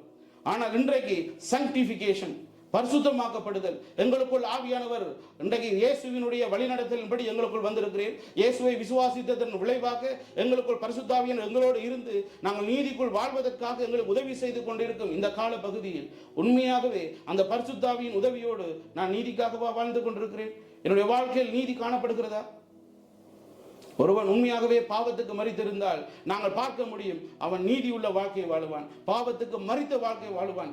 உண்மையாகவே ஒரு கிறிஸ்தவனை நாங்கள் பார்க்கும்போது இவன் ரட்சிக்கப்பட்டவன் என்று சொன்னால் அவனுடைய பாவத்துக்கு பின்னரான, ரட்சிப்புக்கு பின்னரான, பாவத்துக்கு மரித்ததுக்கு பின்னரான அவனுடைய வாழ்க்கையை நாங்கள் கண்டுபிடிக்க முடியும். இவன் உண்மையாகவே ஞானஸ்தானம் எடுத்திருக்கிறான், இவன் உண்மையாகவே ரட்சிக்கப்பட்டிருக்கிறான் என்று சொல்லி நாங்கள் வாசிக்க முடியும். 2 கொரிந்தியர் 5:21 இப்படியாக பவுல் சொல்லுகிறார், நாம் அவருக்குள் தேவனுடைய நீதியாகும்படிக்கு பாவம் அறியாத அவரை நமக்காக பாவமாக்கினார் என்று சொல்லப்பட்டிருக்கு.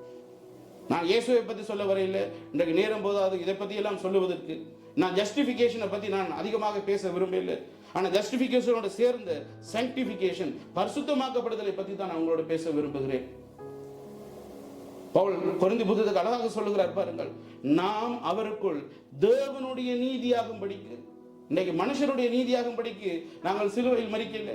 நான் நினைக்கிறேன், நான் சொல்லுகிறேன், நான் நினைக்கிறபடிதான், நான் சொல்லுகிறதுபடிதான், இதுதான் சரி, இப்படித்தான் செய்ய வேண்டும் என்று மனுஷன் நினைக்கிற மனுஷ நீதிக்கு மாறாக தேவன் இயேசுவின் இரத்தத்தினால் கழுவப்பட்ட ஒருவன் இப்படித்தான் வாழ வேண்டும் என்று சொல்லி அவர் சிலுவையிலே கொடுத்த அந்த நீதி, அந்த நீதியின் தண்டனை, அந்த தண்டனையின் விளைவாக அவர் கொடுத்த அந்த ஜட்ஜ்மெண்ட், அதன் விளைவான ஒரு வாழ்க்கை நாங்கள் வாழ வேண்டும். இன்றைக்கு உண்மையாகவே நாங்கள் அந்த நீதி உள்ள வாழ்க்கையை நாங்கள் வாழுகிறோமா?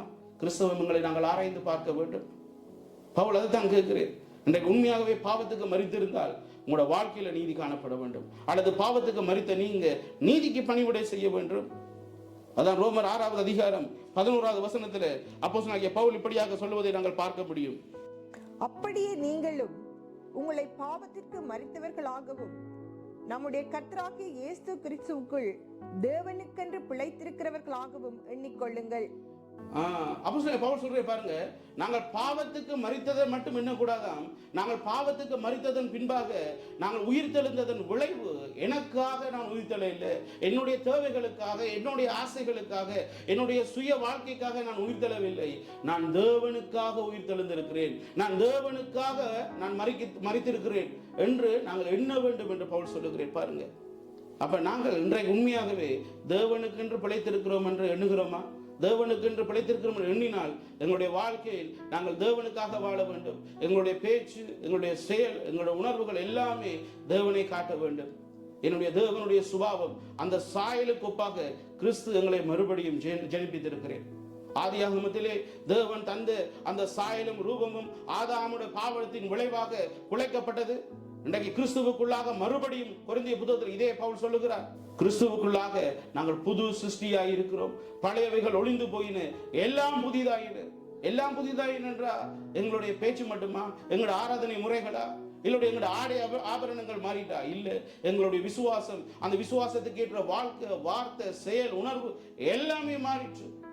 அது நாங்கள் விரும்பி மாற்றவில்லை, எங்களால் மாற்றப்படவில்லை, இயேசுவே மாற்றினார். அதான் இது கிறிஸ்துவுக்குள் நீங்கள் புது சிருஷ்டியாய் இருக்கிறீர்கள். அதான் ஆண்டவர் உருவாக்கும் போது எப்படி புது சிருஷ்டியாக தேவன் உருவாக்குனீரோ, தன்னுடைய சாயலின்படி, ரூபத்தின்படி தன்னுடைய தன்மைகளை கொடுத்து உருவாக்குனீரோ, இன்றைக்கு கிறிஸ்துவின் மரணம் ஒரு மனிதனை, அவருடைய மரணமும் உயிர்த்தெழுதலும் அந்த சாயலை மறுபடியும் எங்களுக்கு பெற்று தந்திருக்கிறது. அதுதான் அந்த தேவ நீதிக்குள்ளாக நாங்கள் வாழும்படியாக. இன்றைக்கு நாங்கள் அப்படி எண்ணிக்கொண்டிருக்கிறோமா? எங்களுடைய விசுவாசம் அதற்குள் எங்களை வழிநடத்துகிறதா?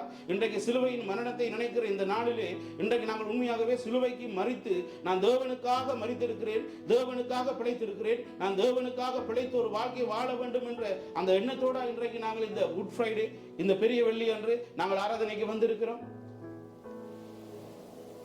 கிறிஸ்தவம் இன்றைக்கு தன்னை மறந்து விட்டது. கிறிஸ்து தனக்கு செய்ததை மறந்து விட்டது. கிறிஸ்து தனக்காக எதற்காக மரித்தார் என்பதை மறந்துவிட்டு இன்றைக்கு ஒரு சடங்காச்சாரமான ஒரு கிறிஸ்தவ வாழ்க்கை இன்றைக்கு கிறிஸ்தவம் வாழ ஆரம்பித்து விட்டது. ரோமர் 6:12 இப்படியாக அப்போஸ்தலனாகிய பவுல் சொல்வதை நாங்கள் வாசிக்க முடியும். ஆகையால் நீங்கள் சரீர இச்சைகளின்படி பாவத்திற்கு கீழ்ப்படியத்தக்கதாக சாவுக்கேதுவான உங்கள் சரீரத்தில் பாவம் ஆளாதிருப்பதாக. ரோமர் 6:12 பவுல் இப்படியா சொல்றார் பாருங்க, உங்கள் சரீரத்தை பாவம் ஆளவும் கூடாது, அந்த பாவம் ஆளுகை செய்வதற்கு நீங்கள் அனுமதிக்கவும் கூடாது. கலாத்தியர் புத்தகத்தில் பவுல் இப்படியாக சொல்றார், ஆவி மாம்சத்துக்கு விரோதமாகவும் மாம்சம் ஆவிக்கு விரோதமாகவும் ஒன்றை யுத்தம் செய்கிறது. ஒருவன் ஆவிக்குரியவன் என்று சொன்னால் ஆவியானவருடைய வழிநடத்தலுக்கு தன்னை விட்டுக் கொடுத்து மாம்ச கிரியைகளை ஆவியானவரோடு இணைந்து மேற்கொள்வதற்கு எவன் முயற்சி செய்கிறானோ, எவன் தன்னை அர்ப்பணிக்கிறானோ அவன் ஆவிக்குரியவன். எவன் மாம்சத்துக்குரியவன், எவன் மாம்ச இச்சைகளை நிறைவேற்றுகிறவன், ஆவியானவருடைய சத்தத்தை கேட்டும் அதற்கு கீழ்ப்படியாமல் தன்னுடைய மாம்ச சுபாவத்தால் எழுப்புகிற பாவ செயல்களுக்கு தன்னை விட்டுக் கொடுத்து அதை நிறைவேற்றுவதற்காக எவன் தன்னை அர்ப்பணிக்கிறானோ அவன் மாம்சத்துக்குரியவன். அதுதான் பவுல் இப்படியாக சொல்லுகிறேன், சரீரத்தில் பாவம் ஆளாது இருக்க வேண்டும். இன்றைக்கு பாவம் என்னை ஆளுகை செய்து என்று சொன்னால் நான் உண்மையாகவே கிறிஸ்துவுக்குள்ளாக மரிக்கவும் இல்லை, நான் மரித்து நீதிக்காக நான் உயிர்த்தெழவும் இல்லை. அதுதான் அப்போஸ்தலனாகிய பவுல் இந்த இடத்துல சொல்லுகிறேன் பாருங்க. இன்றைக்கு நாங்கள் உண்மையாகவே இந்த பாவ செயல்களை நாங்கள் செய்துட்டோம் என்று சொன்னால் நாங்கள் மனப்பூர்வமாக நாங்கள் அதை செய்கிறோம். ஒருவன் சத்தியத்தை அறியும் அறிவை அடைந்த பின்பும் மனப்பூர்வமாய் பாவம் செய்தால் அவனுக்கு என்ன நியமிக்கப்பட்டிருக்கிறது என்று எபிரேயர் புத்தகம் 10வது அதிகாரத்தில் பவுல் சொல்லுகிறேன். இன்றைக்கு கிறிஸ்தவமே என்னையும் உன்னையும் நாங்கள் ஆராய்ந்து பார்க்க வேண்டிய நிலைக்குள்ள வந்துட்டோம் தெரியுமா? இன்றைக்கு நாங்கள் வாழுகிற வாழ்க்கை எப்படிப்பட்டதாக இருக்கிறது? இன்றைக்கு பவுல் இதுல சொல்லுகிறேன் பாருங்க, நீங்கள் பாவம் ஆளாதிருக்கும்படியாக, பாவம் உங்களை ஆளுகை செய்யாதபடிக்கு அதற்கு அனுமதிக்க வேண்டாம் என்று சொல்லுகிறேன். இன்றைக்கு ஒரு கோபமோ, ஒரு வைராக்கியமோ, ஒரு பழி வாங்குதலோ, ஞானஸ்தானம் எடுத்த பிறகும், கிறிஸ்துவை சொந்த இரட்சகராக ஏற்றுக்கொண்ட பிறகும், கிறிஸ்துவின் இரத்தத்தினால் கழுவப்பட்ட பிறகும் பாவ செயல்களை செய்கிற ஒரு கிறிஸ்தவனை நாங்கள் பார்க்கும்போது நாங்கள் எப்படி புரிந்து கொள்ள வேண்டும்? பவுல் சொல்லுகிறேன், அவன் இன்னும் பாவம் தன்னை ஆளுகை செய்வதற்கும், அந்த பாவம் தன்னை ஆளுகை செய்வதற்கு அவன் ஒவ்வொரு நிமிடமும் பெர்மிஷன் கொடுத்து கொண்டே இருக்கிறான். யோசிச்சு பாருங்க, எப்படி எங்களால் முடியும்? எங்களோட பிள்ளை ஒரு தவறு செய்யும் போது பெற்றோராகிய நாங்கள் பெர்மிஷன் கொடுக்க மாட்டோம். ஒரு பிள்ளை ஒரு தவறான ஒரு மனிதனோடு இணைந்து வெளியில போகும்போது, வெளியே போக முற்படும் போது, அவர்களோட ஃப்ரெண்ட்ஷிப் ஆகும்போது நாங்கள் அனுமதிக்க மாட்டோம். என்னோட எங்களுக்கு தெரியும், இந்த பிள்ளை அந்த அவனோட சேர்ந்தால் இந்த பிள்ளையும் அந்த பாவத்துக்கு சிக்கிவிடும். தமிழ்ல ஒரு வார்த்தை இருக்கு, கூடா நட்பு கேடாய் முடியும். இன்றைக்கு பாவத்துக்கு மரித்த நாங்கள் நீதிக்கு உயிர் பிழைத்த நாங்கள் மறுபடியும் எங்களை பாவம் ஆளுகை செய்வதற்கும் நாங்கள் எப்படி எங்களால் அனுமதி கொடுக்க முடியும்? எங்களோட பிள்ளை பாவியான ஒரு மனிதனுடைய சேர அனுமதி குடிக்காத என்ற கிறிஸ்தவன், ஆனா தனக்குள் இருக்கிற பாவத்தின் அந்த அதிபதியாகிய அந்த பிசாசு எங்களை வழிநடத்துவதற்கு எப்படி அனுமதி கொடுக்க முடியும்? ஆண்டவர்களை பார்த்து கேட்கிற கேள்வி அதுதான்.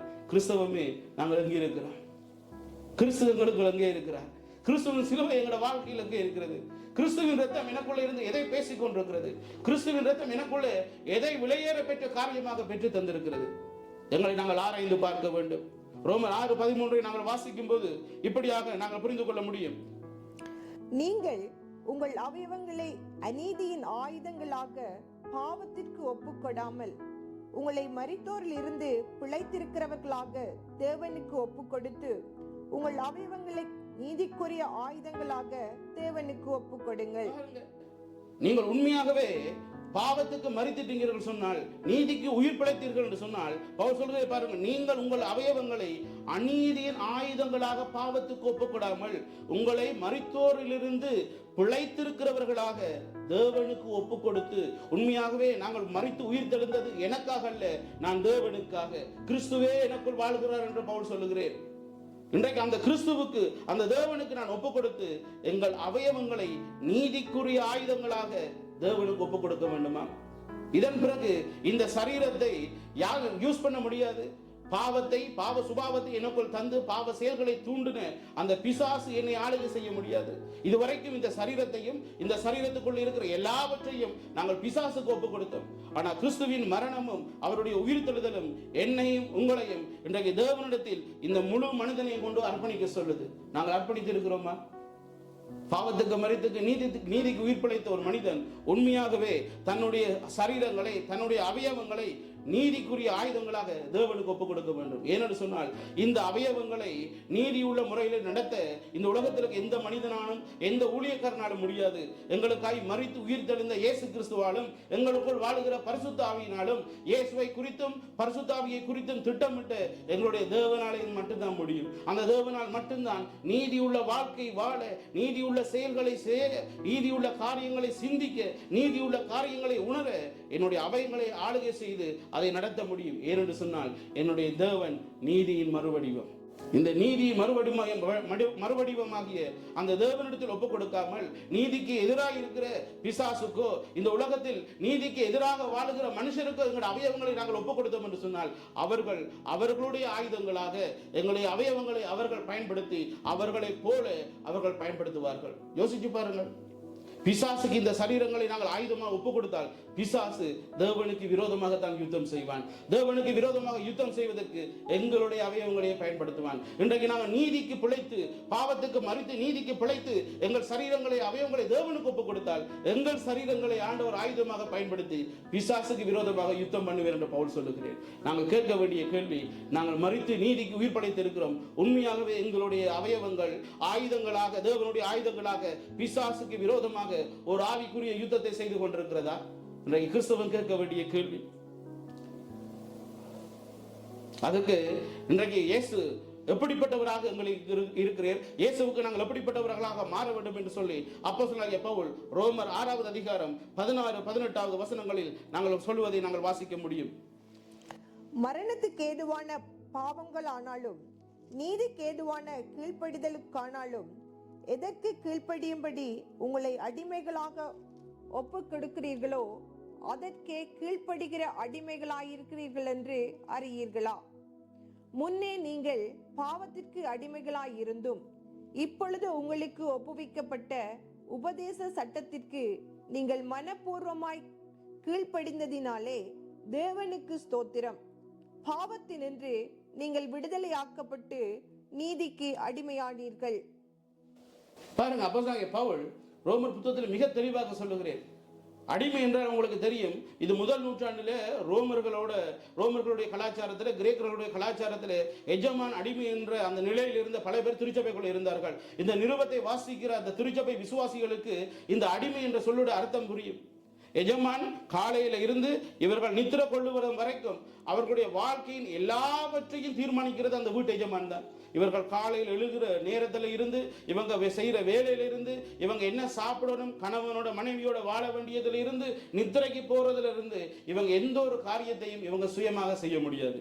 எல்லாவற்றையும் அந்த எஜமான் தான் தீர்மானிப்பேன். காரணம் என்னவென்று சொன்னால், இவர்களை விலை கொடுத்து அந்த எஜமான் வாங்கி இருக்கிறேன். இன்றைக்கு இயேசு விலையாக தன்னுடைய உயிரையும் தன்னுடைய இரத்தத்தையும் சிந்தி என்னையும் உங்களையும் அவர் வாங்கி இருக்கிறது விளைவாக கிரயத்துக்கு கொல்லப்பட்டீர்கள் என்று சொல்லப்பட்டிருக்கு.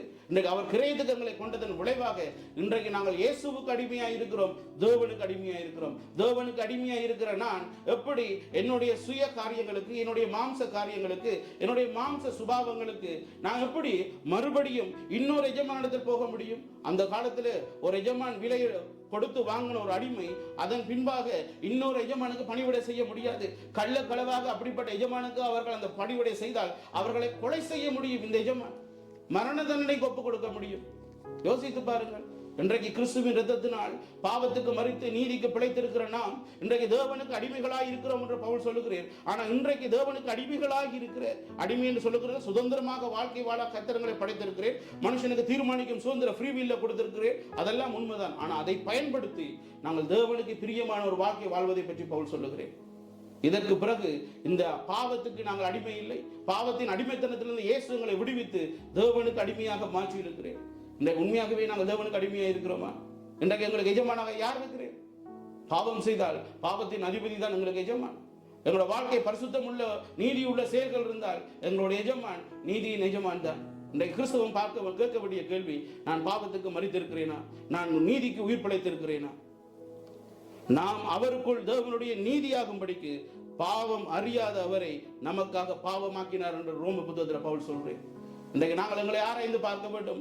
உண்மையாகவே பாவத்துக்கு மறித்து நீதிக்கு வாழ்கிற நான், உண்மையாகவே என்னுடைய வாழ்க்கை பவுல் ரோமர் திருச்சபைக்கு சொன்னது போல பாவத்துக்கு மறித்த நீதிக்கு பிழைத்த ஒரு வாழ்க்கையை நான் வாழ்ந்து கொண்டிருக்கிறேன். என்னுடைய சுபாவங்கள் எப்படிப்பட்டதாக இருக்கிறது? என்னுடைய எஜமான் யாராக இருக்கிறேன்? ரெண்டு எஜமானுக்கு நாங்கள் பணிவிடை செய்ய முடியாது. இன்றைக்கு ஆண்டவர் இயேசு கிறிஸ்து அப்போஸ்தலனாகிய பவுலுக்கு கூடாக ரோமர் திருச்சபையில் ரட்சிக்கப்பட்ட பல வருடங்களாக ஊழியம் செய்கிற, திருச்சபைக்குள் பிரச்சனைகள் சிக்கி கொண்டிருக்கிற, அறியாத காரியங்களை செய்து கொண்டிருக்கிற அந்த விசுவாசிகளுக்கு சொன்னது போல கிறிஸ்தவமே இன்றைக்கு ஆண்டவர் எங்களுக்கும் இந்த வேதத்துக்கு கூடாக சொல்லி இருக்கிறேன். இந்த வேதம் எங்களை வேண்டி நிற்கிற ஒரு காரியம், நாங்கள் பாவத்துக்கு மரித்திருந்தால் நீதிக்கு பிழைத்த செயல்களை நாங்கள் செய்ய வேண்டும். நாங்கள் பாவத்துக்கு மரித்து நீதிக்கு பிழைத்திருந்தால் எங்களுக்கு எஜமான் தேவனாக இருக்க வேண்டும். நாங்கள் அவருக்கு அடிமையாக இருக்க வேண்டும். எங்களுடைய சொல்லையும் நாங்கள் செய்கிற ஊழியத்திலையும் நாங்கள் தேவனுக்கு அடிமையாக இருந்து பணிவிடை செய்வதை பற்றி பேசவில்லை. எங்களுடைய ஆவி, ஆத்துமா, சரீரம் அல்லது எங்களுடைய முழு மனிதன் என்டையர் பர்சனாலிட்டியும் தேவனுக்கு அடிமையாக இருப்பதை பற்றி இந்த வேதம், இந்த பகுதி சொல்லுகிறது. உண்மையாகவே எங்களுடைய பாவம், எங்களுடைய சாபம், எங்களுக்கு முன்பாக இருந்த எல்லா துரைத்தனங்களும் இயேசு சிலுவையில் வெற்றி சிறந்திருக்கிறாரா? இயேசு சிலுவையில் வெற்றி சிறந்தால் அந்த வெற்றியுடைய வாழ்க்கையை இன்றைக்கு நாங்கள் வாழ்ந்து கொண்டிருக்கிறோம். இன்றைக்கு ஆண்டவர் எங்களை பார்த்து கேட்கிற கேள்வி அதுதான். இன்றைக்கு நாங்கள் இந்த நீதிக்கு பிழைக்க வேண்டும் என்று சொன்னால், இந்த நீதிக்குள் நாங்கள் வாழ வேண்டும் என்று சொன்னால் நாங்கள் என்ன செய்ய முடியும்? மூன்றாவதாக நாங்கள் கடைசியாக பார்க்க போற காரியம் அதுதான். நாம் நீதிக்குள் வாழ நாம் என்ன செய்ய வேண்டும்? ரோமர் 8வது அதிகாரம் 13வது வசனத்தை நாங்கள் வாசிக்க முடியும். மாம்சத்தின்படி பிழைத்தால் சாவீர்கள், ஆவியினாலே சரீரத்தின் செய்கைகளை அழித்தால் பிழைப்பீர்கள். அப்போஸ்தலனாகிய பவுல் எவ்வளவு தெளிவாக ரோமருக்கு சொல்றேன் பாருங்க. இந்த ரோமர் 8வது அதிகாரம் அந்த இறையியல் ரீதியாக சொல்லுவாங்க sanctification.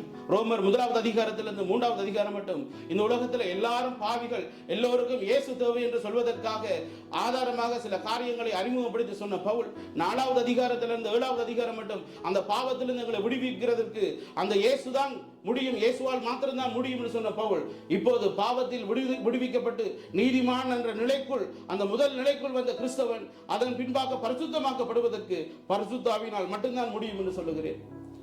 நிறைய பேர் இயேசுவை சொந்த இரட்சகராக ஏற்றுக்கொண்டு ஞானஸ்தானம் எடுக்கிறார்கள். ஆனால் அந்த ஞானஸ்தானம் எடுத்த பிறகு தங்களுக்கு தமிழ்ல ஒரு பழமொழி இருக்கு, பழைய குருடி கதவு திரடி என்று. அவர்கள் விரும்பின மனம் போன போக்குல இன்றைக்கும் வாழ்ந்து கொண்டிருக்கிறார்கள். ஆனால் உண்மையாகவே ரட்சிக்கப்பட்ட ஒருவன், அவனுக்குள்ள பரிசுத்த ஆவியானவர் இருக்கிறார், என்னை பரிசுத்தத்துக்குள் நடத்த அவர் உதவி செய்ய வந்திருக்கிறார், வேதத்தில் இருக்கிற சகல சத்தியத்துக்குள்ளும் என்னை நடத்தி ஒரு இயேசு கிறிஸ்துவினுடைய வருகைக்கு அவருடைய மகிமைக்குள்ள எடுத்துக்கொள்ளப்படுவதற்காக என்னை பரிசுத்தமாக அந்த நிலையில வைத்திருப்பதற்காக எனக்குள்ள பரிசுத்த ஆவியானவர் இருக்கிறார் என்ற அந்த விசுவாசத்தில் எத்தனை கிறிஸ்தவன் இன்றைக்கு வாழ்ந்து கொண்டிருக்கிறான். அந்த பரிசுத்த ஆவியினுடைய வழிநடத்தலுக்கு எத்தனை கிறிஸ்தவன் இன்றைக்கு தன்னை விட்டுக் கொடுத்திருக்கிறான். அதான் பவுல் சொல்ற ரோமர் 8வது அதிகாரத்தில், நீங்கள் ஆவியினாலே சரீரத்தின் செய்கைகளை அழிக்க வேண்டும். எங்களால இன்றைக்கு அந்த சரீரத்தின் பாவத்தின் செயல்களை அழிக்க முடியும் என்று சொன்னால் எங்களுக்கு இயேசு கிறிஸ்துவும் தேவையில்லை, சிலுவையின் மரணமும் தேவையில்லை, இயேசு தன்னுடைய உயிர் தியாகம் செய்ய வேண்டிய அவசியமும் இல்லை, ரத்தம் சிந்த வேண்டிய அவசியமும் இல்லை. தேவனுக்கு அதை தெரிந்ததன் விளைவுதான் இன்றைக்கு கிறிஸ்துவின் அந்த நீதிமானாக்கப்பட்ட நிலையில் எங்களை கொண்டு வந்து விட்ட இயேசு கிறிஸ்து இன்றைக்கு அதன் பின்பு அவருடைய வருகை வரைக்கும் நாங்கள் பரிசுத்தமாக இந்த பூமியில் வாழ்வதற்காக அவர் தான் அனுப்பின அந்த பரிசுத்த ஆவியை பெற்று சொல்றேன், இதோ நான் உங்களை திக்கற்றவர்களாக விடேன், நான் போறேன், போய் உங்களுக்காக ஒரு தேற்றரவாளனை அனுப்புகிறேன் என்று சொல்லுகிறார்.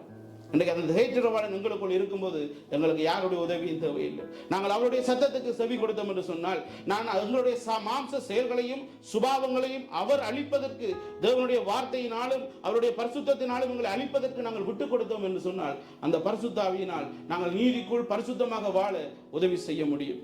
எபேசியர் 3வது அதிகாரம் 15-19 வசனங்கள் இப்படியாக சொல்லுகிறது, நம்முடைய கர்த்தராய் இருக்கிற இயேசு கிறிஸ்துவினுடைய பிதாவை நோக்கி முழங்கால் படியிட்டு நீங்கள் அவருடைய ஆவியினாலே உள்ளான மனுஷனில் வல்லமையாய் பலப்படவும், விசுவாசத்தினாலே கிறிஸ்து உங்கள் இருதயங்களில் வாசமாய் இருக்கவும், நீங்கள் அன்பிலே வேரூன்றி நிலை பெற்றவர்களாகி சகல பரிசுத்தவான்களும் கூட கிறிஸ்துவின் அன்பின் அகலமும் நீளமும் ஆழமும் உயரமும் இன்னதென்று உணர்ந்து அறிவு கட்டாத அந்த அன்பை அறிந்து கொள்ள வல்லவர்களாகவும் தேவனுடைய சகல பரிபூரணத்தாலும் நிறையப்படவும் அவர் தமது மகிமையினுடைய ஐஸ்வர்யத்தின்படியே உங்களுக்கு அனுக்கிரகம் பண்ண வேண்டும் என்று வேண்டிக் கொள்ளுகிறேன். பவுல் ஆவியானவருக்கூடாக அந்த எபேசு சபை மறுபடியும் புதிதாக்கப்பட வேண்டும், ஆவியானவருக்கூடாக பரிசுத்தமாக்கப்பட வேண்டும் என்று சொல்லி அந்த திருச்சபையின் ஆரம்ப கர்த்தாவாகிய அவர்களுடைய ஆவிக்குரிய தகப்பனாகிய பவுல் அவர்களுக்காக ஜெபிக்கிறேன் என்று சொல்லுகிறேன். இன்றைக்கு கிறிஸ்தவமே, இன்றைக்கு நாங்கள் எத்தனை பேர் இன்றைக்கு எங்களுடைய தேவைகளுக்காக தேவனுடைய சமூகத்தில் ஜெபிக்கிறோம்? நாங்கள் எத்தனை பேர் ஆண்டவர் சமூகத்தில் விழுந்து, ஆண்டவரே இன்றைக்கு நான் என்னுடைய இருதயத்தில் நீங்க வாசம் பண்றீங்க, ஆவியானவரே நான் உண்மையாகவே அந்த பரிசுத்தத்தில் நான் நிலைத்திருக்க வேண்டும், கிறிஸ்துவின் வருகையில நான் எடுத்துக்கொள்ளப்பட வேண்டும், என்னுடைய உள்ளான மனுஷனை நான் பலப்பட வேண்டும், எனக்குள்ளாக நான் உண்மையான அன்புல வேரூன்றி நான் நிலை பெற்று பரிசுத்தமான கிறிஸ்துவினுடைய அன்பின் அகலமும் நீளமும் ஆழமும் உயரமும் இன்னதென்று உணர்ந்து அவருடைய வழிநடத்தலில் உண்மையான ஒரு பரிசுத்தம் உள்ள வாழ்க்கையை வாழ வேண்டும், எனக்கு உதவி செய்யுங்க என்று சொல்லி எத்தனை பேர் பரிசுத்தாவிக்கு முன்பாக முழங்கால் படிக்கிறோம்? பவுல் எபேசு சபைக்கு அதான் சொல்றேன், நீங்க ஜெபிங்க. இன்றைக்கு எத்தனை மணித்தியாலும் ஜெபிக்கிறோம் சபைகளில், எவ்வளவு தேவைகளுக்காக ஜெபிக்கிறோம். எனக்காக ஜெபிக்கிறேன், மனைவிக்காக ஜெபிக்கிறேன், குடும்பத்துக்காக ஜெபிக்கிறேன், பாஸ்டருக்காக ஜெபிக்கிறேன், ஊழியர்களுக்காக ஜெபிக்கிறேன், திருச்சபைக்காக ஜெபிக்கிறேன், சுவிசேஷ ஊழியத்துக்காக ஜெபிக்கிறேன், தேசங்களுக்காக ஜெபிக்கிறோம், ஜாதிகளுக்காக ஜெபிக்கிறோம். ஆனா என்னுடைய பரிசுத்தத்துக்காக இன்றைக்கு ஜெபிக்கிறது கிறிஸ்தவனுக்கு நேரம் இல்லை. பவுல் சொல்றேன், நான் என்னுடைய ஜெப நேரத்தில் அதிகமாக உங்களுடைய பரிசுத்தம் உள்ள வாழ்க்கைக்காக, உங்களுக்குள்ள இருக்கிற பரிசுத்த ஆவியின் உதவி செய்வதற்காக நான் உங்களுக்கு பரிந்து பேசி ஜெபிக்கிறேன் என்று சொல்லுகிறேன்.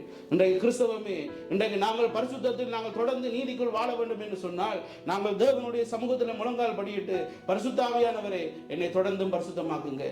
ஏனென்று சொன்னால் நான் பரிசுத்தமானாக நான் வாழாவிட்டால் கிறிஸ்து வரப்போறேன், நான் மகிமைக்குள் எடுத்துக்கொள்ளப்பட வேண்டும் என்று சொன்னால் இயேசு சிலுவையில் சிந்தி என்னை அங்க கொண்டு வந்து விட்டு அந்த நீதிமான் என்ற நிலையில நான் தொடர்ந்து நிலைத்திருக்க வேண்டும், நான் பரிசுத்தவானா இருக்க வேண்டும். என்னால முடியாது, என்னுடைய சுபாவத்தால முடியாது, என்னுடைய திறமையால முடியாது, என்னோட இருக்கிற திறமை உள்ள மனிதர்களால முடியாது, ஆவிக்குரிய தலைவர்களால முடியாது. என்னை பரிசுத்தப்படுத்தவும் அந்த பரிசுத்தத்தில் என்னை நிலைத்திருக்க உதவி செய்யவும் ஆவியானவரை உங்களால் மட்டும்தான் முடியும் என்று சொல்லி அவருடைய பாதத்தில் நாங்கள் தலை வணங்கணும் என்று சொன்னால் அந்த ஆவியானவரால் எங்களுக்கு உதவி செய்ய முடியும். நாங்கள் செய்ய வேண்டியது அவருடைய சமூகத்தில் முழங்கால் படியிட்டு பவுலை போல ஆவியானவரை எனக்காக உதவி செய்யுங்க. இன்றைய இந்த உயிர்த்த ஞாயிறு, இந்த பெரிய வெள்ளி, இந்த 40 நாட்கள் உபவாசம் இருக்கிற கிறிஸ்தவர்களை நான் உங்களுக்கு ஒன்றை சொல்லுகிறேன். ஆண்டவர் பழைய ஏற்பாடுல சகரியா புத்தகம் பல புத்தகங்கள்ல அந்த யூதர்கள் அவருடைய பாவத்திலிருந்து மனம் திரும்புவதற்காக உபவாசியுங்கள் என்று சொல்லுகிறார். இன்றைக்கு கிறிஸ்தவம் எத்தனை பேர் தாங்கள் பரிசுத்தவான் என்ற நிலையில தொடர்ந்து நிலைத்திருக்க வேண்டும் என்று சொல்லி உபவாசம் இருந்து ஜெபிக்கிறார்கள்? ஆண்டவர் அப்படிப்பட்ட உபவாசத்துக்கு, அப்படிப்பட்ட ஜெபத்துக்கு செவி கொடுக்கிறேன். ஏனென்றால் 1 யோவான் 5:14 இப்படியாக சொல்லுகிறது, நாம் எதையாகிலும் அவருடைய சித்தத்தின்படி கேட்கும் போது அவர் அதற்கு செவி கொடுக்கிறார் என்பதே நாம் அவரை பற்றி கொண்டிருக்கிற தைரியம் என்று சொல்லி, இன்றைக்கு வேதம் எங்கள்கிட்ட வேண்டி நிற்கிற ஒரு காரியம். இன்றைக்கு எபேசியர் புத்தகத்துக்கூடாக பவுல் எங்கள்கிட்ட வேண்டி நிற்கிறது, அந்த ஆவியானவர் உங்களுக்கு உதவி செய்வதற்கு, உங்களுக்கு இருக்கிற மாம்ச சுபாவத்தையும் கிரியைகளையும் களைத்து போட்டு நீங்கள் பரிசுத்தமுள்ள வாழ்க்கை வாழ்வதற்கு நீ ஆவியானவர்கிட்ட போய் அவருடைய சமூகத்தில் முழங்கால் படிக்கிறேன்னு சொல்லி, இந்த உலகத்தில் எந்த மனுஷனாலையும் எங்களை பரிசுத்தமாகி மாற்ற முடியாது. வேதத்தில் இருக்க வார்த்தைகளை சொல்லித்தர முடியும், அந்த பரிசுத்த ஆவியானவரை நோக்கி எங்களை வழிநடத்த முடியும் ஒழிய, ஆனால் பரிசுத்தத்துக்குள் பரிசுத்த ஆவியானவரால் மாத்திருந்தான் எங்களை வழிநடத்த முடியும். அவரால் மாத்திருந்தான் நாங்கள் பரிசுத்தமானை வாழ எங்களுக்கு உதவி செய்ய முடியும். கிறிஸ்தவமே எங்களை நாங்கள் ஆராய்ந்து பார்க்க வேண்டும். அடுத்ததாக 1 கொரிந்தியர் 9:27 இப்படியாக சொல்லப்பட்டிருக்கிறது, மற்றவர்களுக்கு பிரசங்கம் பண்ணுகிற நான் தானே ஆகாதவனாய் போகாதபடிக்கு என் சரீரத்தை ஒடுக்கி கீழ்ப்படுத்துகிறேன். இது ஒரு மனிதன் தேவன் தனக்கு கொடுத்த அந்த ஃப்ரீ வில் தீர்மானிக்கும் சுதந்திரத்தை பயன்படுத்துவதை பற்றி பவுல் பேசுகிறேன். இன்றைக்கு நான் இந்த பாவத்தில் இருந்து மனம் திரும்பி ரட்சிக்கப்பட்ட நான் அந்த ரட்சிக்கப்பட்ட நிலையில தொடர்ந்து இருப்பதற்கு அந்த சரீரம் என்னை பாவம் செய்ய தூண்டும் போது என்னுடைய ஃப்ரீ வில்லை நான் அப்ளை பண்ணணும். நான் பாவம் செய்ய மாட்டேன். சரீரமே என்னை பாவம் செய்ய தூண்டினாலும், அந்த சுபாவம் எனக்குள்ள இருந்தாலும், என்ற பாவத்தை பிராக்டிஸ் பண்ண சரீரத்தில் நாங்கள் இருக்கிறோம். எங்களுக்குள்ள ஆவியானவர் இருந்தாலும் அந்த சரீரங்களை ஆளுகை செய்ய முடியும். எங்கள் ஆவியானவரை மேற்கொள்வதற்கு எங்களுடைய சிந்தையை அதை ஆளுகை செய்ய முடியும். ஆனால் நாங்கள் எங்களுடைய தீர்மானிக்கும் சுதந்திரத்தை பாவத்துக்கு எதிராக பயன்படுத்த வேண்டும். அந்த தூண்டுகிற செயலுக்கு விரோதமாக, அந்த வார்த்தைக்கு விரோதமாக, அந்த உணர்வுக்கு விரோதமாக நாங்கள் பயன்படுத்த வேண்டும். ஆதியாகமத்தில் ஆதாமும் ஏவாளும் இந்த தீர்மானிக்கும் சுதந்திரத்தை தவறாக பயன்படுத்தியதன் விளைவுதான் இந்த முழு உலகத்துக்கும் முழு சமுதாயத்துக்கும் அவர்களுடைய பிறப்பில் இருந்து இயேசு கிறிஸ்து வருகை வரைக்கும் இந்த உலகத்தில் எல்லா மனுஷரையும் பாவிகளாக்க இந்த மிக முக்கியமான காரணமே தேவன் கொடுத்த அந்த ஃப்ரீ வில்ல அவங்க சரியாக பயன்படுத்த இல்லை. இன்றைக்கு பவுல் சொல்றேன், நான் அந்த ஃப்ரீ வில்ல சரியா பயன்படுத்துறேன். அதால என் சரீரத்தை நானே ஆகாதவனாய் போகாதபடிக்கு நானே ஒடுக்கி கீழ்ப்படுத்துகிறேன் என்று சொல்லி, இன்றைக்கு கிறிஸ்தவர்களை நான் உங்களிடத்தில் கேட்கிறேன். இன்றைக்கு உங்களுக்கு நீங்க பல காரியங்களை குறித்து தீர்மானிக்கிறீங்க, பல காரியங்களை குறித்து திட்டமிடுறீங்க. தேவன் தந்த ஃப்ரீ வில்ல குறித்து நிறைய காரியங்கள் திட்டமிடுறீங்க. ஆனா உங்களோட வாழ்க்கையை குறித்து நீங்க என்ன திட்டமிடுறீங்க? தேவன் தந்த ஃப்ரீ வில்ல குறித்து உங்களுக்காக நீங்க என்ன காரியங்களை குறித்து நீங்க தீர்மானிச்சு கொண்டிருக்கிறீங்க? ஆதாம் தீர்மானத்தில் தோத்து போனான். அவன் தீர்மானிக்கும் சுதந்திரத்தை பிசாசுவுக்கு விற்று போட்டான். இன்றைக்கு ஏசாவை போல நாங்களும் எதை நாங்கள் பிசாசுவிடத்தில் விற்று வைத்திருக்கிறோம்? எங்கள் தீர்மானிக்கும் சுதந்திரத்தை நாங்கள் தேவனுக்காக ஒப்புக் கொடுக்க வேண்டும், தேவனுக்காக ஒரு அர்ப்பணிக்க வேண்டும். இந்த சரீரத்தை, இந்த ஆவி ஆத்துமாவை நான் ஒடுக்கி நான் தேவனுக்காக ஒரு பக்தி உள்ள வாழ்க்கையை வாழுவேன் என்று சொல்லி நான் தீர்மானிக்க வேண்டும். அதுதான் தீர்மானிக்கும் சரியான ஒரு முறை என்று சொல்லி அப்போஸ்தலனாகிய பவுல் சொல்லுகிறேன். கடைசியாக 2 காரியத்தை பார்த்து நாங்கள் முடிக்க போகிறோம். 1 பேதுரு 2வது அதிகாரம் 11வது வசனம் இப்படியாக சொல்லுகிறது, பிரியமானவர்களே, அந்நியர்களும் பரதேசிகளுமாய் இருக்கிற நீங்கள் ஆத்துமாவுக்கு விரோதமாக போர் செய்கிற மாம்ச இச்சைகளை விட்டு விலகி, எங்களுக்குள்ள மாம்ச இச்சைகள் இருக்கு, எங்களுக்கு பக்கத்திலேயே மாம்ச இச்சைகளை தூண்டுகிற மனிதர்கள் இருக்கிறார்கள். தீமோத்தேயுக்கு பவுல் சொன்னது போல இவர்களை விட்டு விலகு, இப்படிப்பட்டவர்களை விட்டு விலகு என்று சொன்னது போல இப்படிப்பட்டவர்களையும் விட்டு விலகு என்று சொன்னது போல இன்றைக்கு நாங்கள் தீர்மானிக்க வேண்டியவர்களாக இருக்கிறோம். பவுல் சொல்கிற, பிரியமானவர்களே, அந்நியர்களும் பரதேசிகளுமாய் இருக்கிற நீங்கள் ஆத்துமாவுக்கு விரோதமாய் போர் செய்கிற மாம்ச இச்சைகளை விட்டு விலகி. இன்றைக்கு நாங்க எத்தனை பேர் மாம்ச இச்சைகளை விட்டு விலகி இருக்கிறோம்? கலாத்தியர் 5வது அதிகாரம் 16ல இருந்து நீங்க வாசிச்சு பாருங்க. எத்தனை மாம்ச இச்சைகளை பவுல் சொல்லுகிறேன். இன்றைக்கு யாருக்குள்ள கோபம் இல்லை, யாருக்குள்ள பொறாமை இல்லை, யாருக்குள்ள பெருமை இல்லை, யாருக்குள்ள கசப்பு இல்லை, யாருக்குள்ள வைராக்கியம் இல்லை, யார் பழிவாங்க இல்லை, யாரை பழிவாங்க இல்லை. இவ்வளவும் உங்களுக்குள் வைத்துக் கொண்டு இன்றைக்கு கிறிஸ்தவன் என்ற அந்த சிலுவையை தொங்க வைத்து கிறிஸ்தவன் என்ற ஒரு அடையாளத்தை தான் வைத்திருக்கிறோம். ஆனா அந்த சிலுவைக்குள்ள இருந்த தேவன் தந்த அந்த வெற்றி, அந்த மேன்மை எங்களோட வாழ்க்கையில இல்லை. பவுல் தன் வாழ்க்கையில் அது இருக்கிறபடியே தான், நானோ என்றால் நம்முடைய கர்த்தராகிய இயேசு கிறிஸ்துவின் சிலுவையை குறித்தே அல்லாமல் வேறொன்றையும் குறித்து மேன்மை பாராட்ட மாட்டேன். காரணம் என்னென்று சொன்னால், எனக்குள்ள இருந்த பாவ சுபாவமாகிய அந்த உலகம் சிலுவையில் அறையப்பட்டது, அதைத்தான் நான் மேன்மை பாராட்டுவேன் என்று சொல்லுகிறேன். இன்றைக்கு கிறிஸ்தவம் எதை குறித்து மேன்மை பாராட்டுகிறது? தங்களுடைய வரங்களை குறித்து, தாங்கள் வகிக்கிற பதவியை குறித்து, தங்கள் திருச்சபையை குறித்து, திருச்சபையில் இருக்கிற ஆத்துமாவை குறித்து, தன்னை இருக்கிற அந்த பதவி நிலையை குறித்து. இன்னைக்கு ஆண்டவர்களை பார்த்து கேட்கிறேன் தெரியுமா, உண்மையான மேன்மை அந்த கிறிஸ்து சிலுவையில் மரித்ததை ஒரு விசுவாசித்து அதற்கேற்ற வாழ்க்கையை வாழுகிறவனே உண்மையாக மேன்மை பாராட்ட முடியும். இன்றைக்கு கிறிஸ்தவத்தில் ஆண்டவர் எதிர்பார்க்கிற ஒரு காரியம். இன்றைக்கு சிலுவை நாளில், இன்றைக்கு உயிர் அந்த பெரிய வெள்ளி என்ற நாளை கொண்டாடுகிறோம். உபவாசித்து அந்த ஆராதனைக்கு வந்திருக்கிறோம். உண்மையாகவே அந்த ஆராதனைக்கு வர நான் தகுதி உள்ளவனாக இருக்கிறேனா? இந்த நாளை நினைத்து இது துக்கமான நாள் அல்ல, இது சந்தோஷமான நாள், மேன்மையாக எண்ண வேண்டிய நாள், சந்தோஷப்பட வேண்டிய நாள், நான் கொண்டாட வேண்டிய நாள். ஆனாலும் நான் கொண்டாடுவதற்கும் சந்தோஷமாய் அதை நினைப்பதற்கும், நான் இந்த நாளில் சந்தோஷமாக குடும்பத்தோடு சேர்ந்து ஆராதிக்க வருவதற்கும் நான் தகுதி உள்ளவனாக இருக்கிறேனா? ஆண்டவர் எங்களை பார்த்து கேட்கிற கேள்வி அதுதான். கொலோசியர் 3வது அதிகாரம் 5 10 வசனங்களை வாசித்து நான் ஜெபித்து முடிக்க விரும்புகிறேன். ஆகையால் விபச்சாரம், அசுத்தம், மோகம், துர்ரிச்சை, விக்கிரகாராதனையான பொருளாசை ஆகிய இவைகளை பூமியில் உண்டு பண்ணுகிற உங்கள் அவயவங்களை அழித்து போடுங்கள்.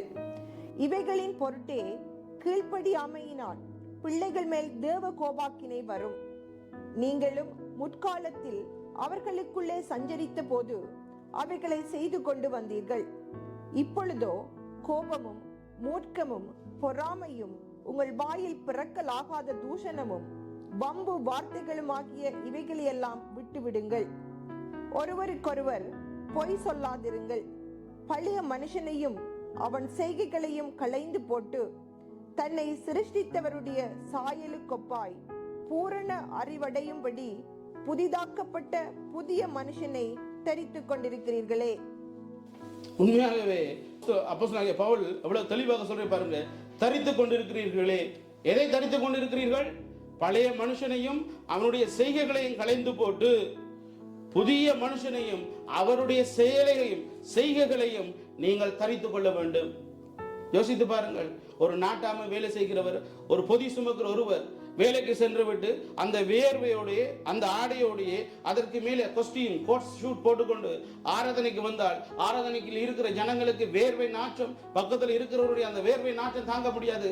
அவருக்கும் அது கம்ஃபர்டபுளா இருக்காது. அதே போலதான் இன்றைக்கு நாங்கள் பழைய மனுஷனையும் அவனுடைய செய்கைகளுக்கு மேலாக கிறிஸ்துவையும் அவருடைய செய்கைகளையும் கிறிஸ்துவ என்ற ஆடையை பொறுத்து கொண்டு இன்றைக்கு வெள்ளிக்கிழமையிலும் ஞாயிற்றுக்கிழமையிலும் ஆராதனைக்கு வந்து கொண்டிருக்கிற கிறிஸ்தவர்களாக இருக்கிறோம். ஞாயிற்றுக்கிழமை கிறிஸ்தவர்களாக வாழுகிறோம். அப்போஸ்தலனாகிய பவுல் கொலோசிய புத்தகத்துல கொலோசிய திருச்சபைக்கு சொல்லுகிறேன், ரட்சிக்கப்பட்டு தேவ பவுலால் உருவாக்கப்பட்ட அந்த சீஷனால் உருவாக்கப்பட்ட ஒரு சபை கொலோசிய சபை. எவ்வளவு காரியங்களை வேதத்தில் கற்றுக்கொண்ட அந்த சபையை பார்த்து பவுல் சொல்றேன், நீங்கள் உங்களுக்குள் இருக்கிற பழைய மனுஷனையும் அவருடைய செய்கைகளையும் கலந்து போடுங்கள். அதற்கு உதாரணமா சொல்றேன், பொய். இன்றைக்கு பாருங்க, மேலே இருந்து கீழே மட்டும் இன்றைக்கு கிறிஸ்தவத்தில் எல்லா இடத்திலையும் பொய். யார் பொய் சொல்ல இல்ல, எல்லாரும் வாய் திறந்தா பொய். சின்ன விஷயத்துக்கு எல்லாம் எடுத்தோன்னு பொய் சொல்ல ஆரம்பிச்சுட்டாங்க. எந்த ஒரு மனுஷன் இப்படிப்பட்ட பொய்யை மட்டும் நான் சொல்லல, அவர் சில சுபாவங்களை இதுல சுட்டி காட்டுறேன். எந்த ஒரு கிறிஸ்தவன் அவனோட வாழ்க்கையில இன்னும் போய் அவனை ஆளுகை செய்தன்னு சொன்னா அவன் உண்மையாகவே இன்னும் சிலுவை கூட அவன் கடந்து வரையில்லை, உண்மையாகவே சிலுவைக்குள்ளாக மறிக்கல, உண்மையாகவே அவன் இன்னும் உயிர்த்தல இல்லை, உண்மையாகவே அவன் தேவனுக்கு தன்னை அர்ப்பணிக்கல, தேவனுடைய ஆயுதமாக தன்னுடைய சரீரத்தை ஒப்புக் கொடுக்கவில்லை, தேவன் பயன்படுத்துவதற்கு தன்னை முழுவதுமாக அர்ப்பணிக்கல. இன்னைக்கு ஆண்டவர் என்னையும் உங்களையும் பார்த்து கேட்கிற காரியம் அதுதான். இன்றைக்கு கிறிஸ்தவமே, உன்னுடைய ஆடை யார் தந்தது? யாருடைய ஆடையை நீ தரித்துக் கொண்டிருக்கிறாய்? யாருடைய செயல்களை நீ தரித்துக் கொண்டிருக்கிறாய்? அப்போஸ்தலனாகிய பவுல் எங்களுடைய இந்த கேள்வியை கேட்கும் போது எங்களுடைய நிலையை நாங்கள் உணர்ந்து கொள்ள வேண்டும். எங்களை குற்றவாளிகளாக நிறுத்துவதற்கும், எங்களை பாவி என்று சுட்டு காட்டுவதற்கும், எங்களை நரகத்துக்கு தள்ளுவதற்காகவும் பவுல் கொலோசிய சபைக்கு இதை எழுதவில்லை. அவர்களுக்கு வேதம் தெரியவில்லை, சத்தியத்தை உணரவில்லை. ஆனால் சத்தியத்தை உணர்ந்து கொள்வதற்காக அவர் நேசிக்கிற அந்த கொலோசிய சபைக்கு எழுதினார். அன்பின் கிறிஸ்தவர்களே, இந்த நல்ல நாள்ல கிறிஸ்து எங்களுக்காய் மரித்த இந்த நாள் எங்களுக்கு சந்தோஷமான ஒரு நாள், பாவத்திலிருந்து விடுதலை கிடைத்த நாள், பாவத்தை ஜெயம் கொண்ட ஒரு நாள். அந்த ஜெயமுள்ள வாழ்க்கை வாழ்வதற்கு நாங்கள் கிறிஸ்துவை தரித்துக் கொள்ள வேண்டும், அவருடைய செய்கைகளை தரித்துக் கொள்ள வேண்டும். இயேசு இந்த பூமியில் மரிக்க முதலே பாவம் செய்தவர்களை பார்க்கும்போது அவர்கள் அந்த யோவான் புத்தகத்தில் நாங்கள் 5வது அதிகாரத்தில் பார்க்க முடியும், இனி பாவம் செய்யாதே. ஒரு விபச்சாரியை பார்த்தார், விபச்சாரத்தை மன்னித்தார். ஆனா இயேசு எதிர்பார்த்தது, இனி பாவம் செய்யாதே. இன்றைக்கு சிலுவை மரணத்தில் நாங்கள் போயிட்டு, ஆண்டவரே நான் பாவி, இந்த உலகத்திலே நான் மிக பிரதான பாவி, நான் எவ்வளவு பாவங்களை செய்து அவருடைய சிலுவையில் நாங்கள் விழும்போது அந்த சிலுவை இரத்தத்துக்கூடாக தேவன் அந்த பாவத்தை எங்களை மன்னிக்கிறேன். ஆனா தேவன் எதிர்பார்க்கிற ஒரு காரியம், இனி பாவம் செய்யாதே. இயேசு இந்த பூமியில் வாழும் போது அவர் யாருக்கெல்லாம் பாவங்களை மன்னித்தேரோ, யாருக்கெல்லாம் வியாதிகளை சுகமாக்கினேரோ அவங்கள்ட்ட இருந்து அவர் எதிர்பார்த்தது, இனி பாவம் செய்யாதே. இயேசு எங்களை பார்த்து சொல்லுகிற காரியம், இந்த சிலுவையின் நாள்ல இந்த குட் ஃப்ரைடேல எங்களுக்கு நல்ல ஒரு காரியத்தை இயேசு எதிர்பார்க்கிறீர். இனி பாவம் செய்யாதே, பாவம் நம்மளை ஆளுகை செய்யாதபடிக்கு, பாவத்துக்கு நாங்கள் அடிமைகளாக மாறாதபடிக்கு, பாவத்துக்கு நாங்கள் பணிவிடை செய்யாதபடிக்கு, நாங்கள் தேவனுக்கு அடிமைகளாக தேவனுக்கு பணிவிடை செய்வதற்கு எங்கள் முழு மனிதனை நாங்கள் ஒப்புக் கொடுத்தால் உண்மையாகவே நாங்கள் இன்றைய நாளில் இந்த நல்ல வெள்ளிக்கிழமையை, பெரிய வெள்ளிக்கிழமையை, குட் ஃப்ரைடே கொண்டாடுவதற்கு நாங்கள் தகுதியுள்ளவர்கள். கர்த்தர் உங்களை ஆசீர்வதிப்பாராக.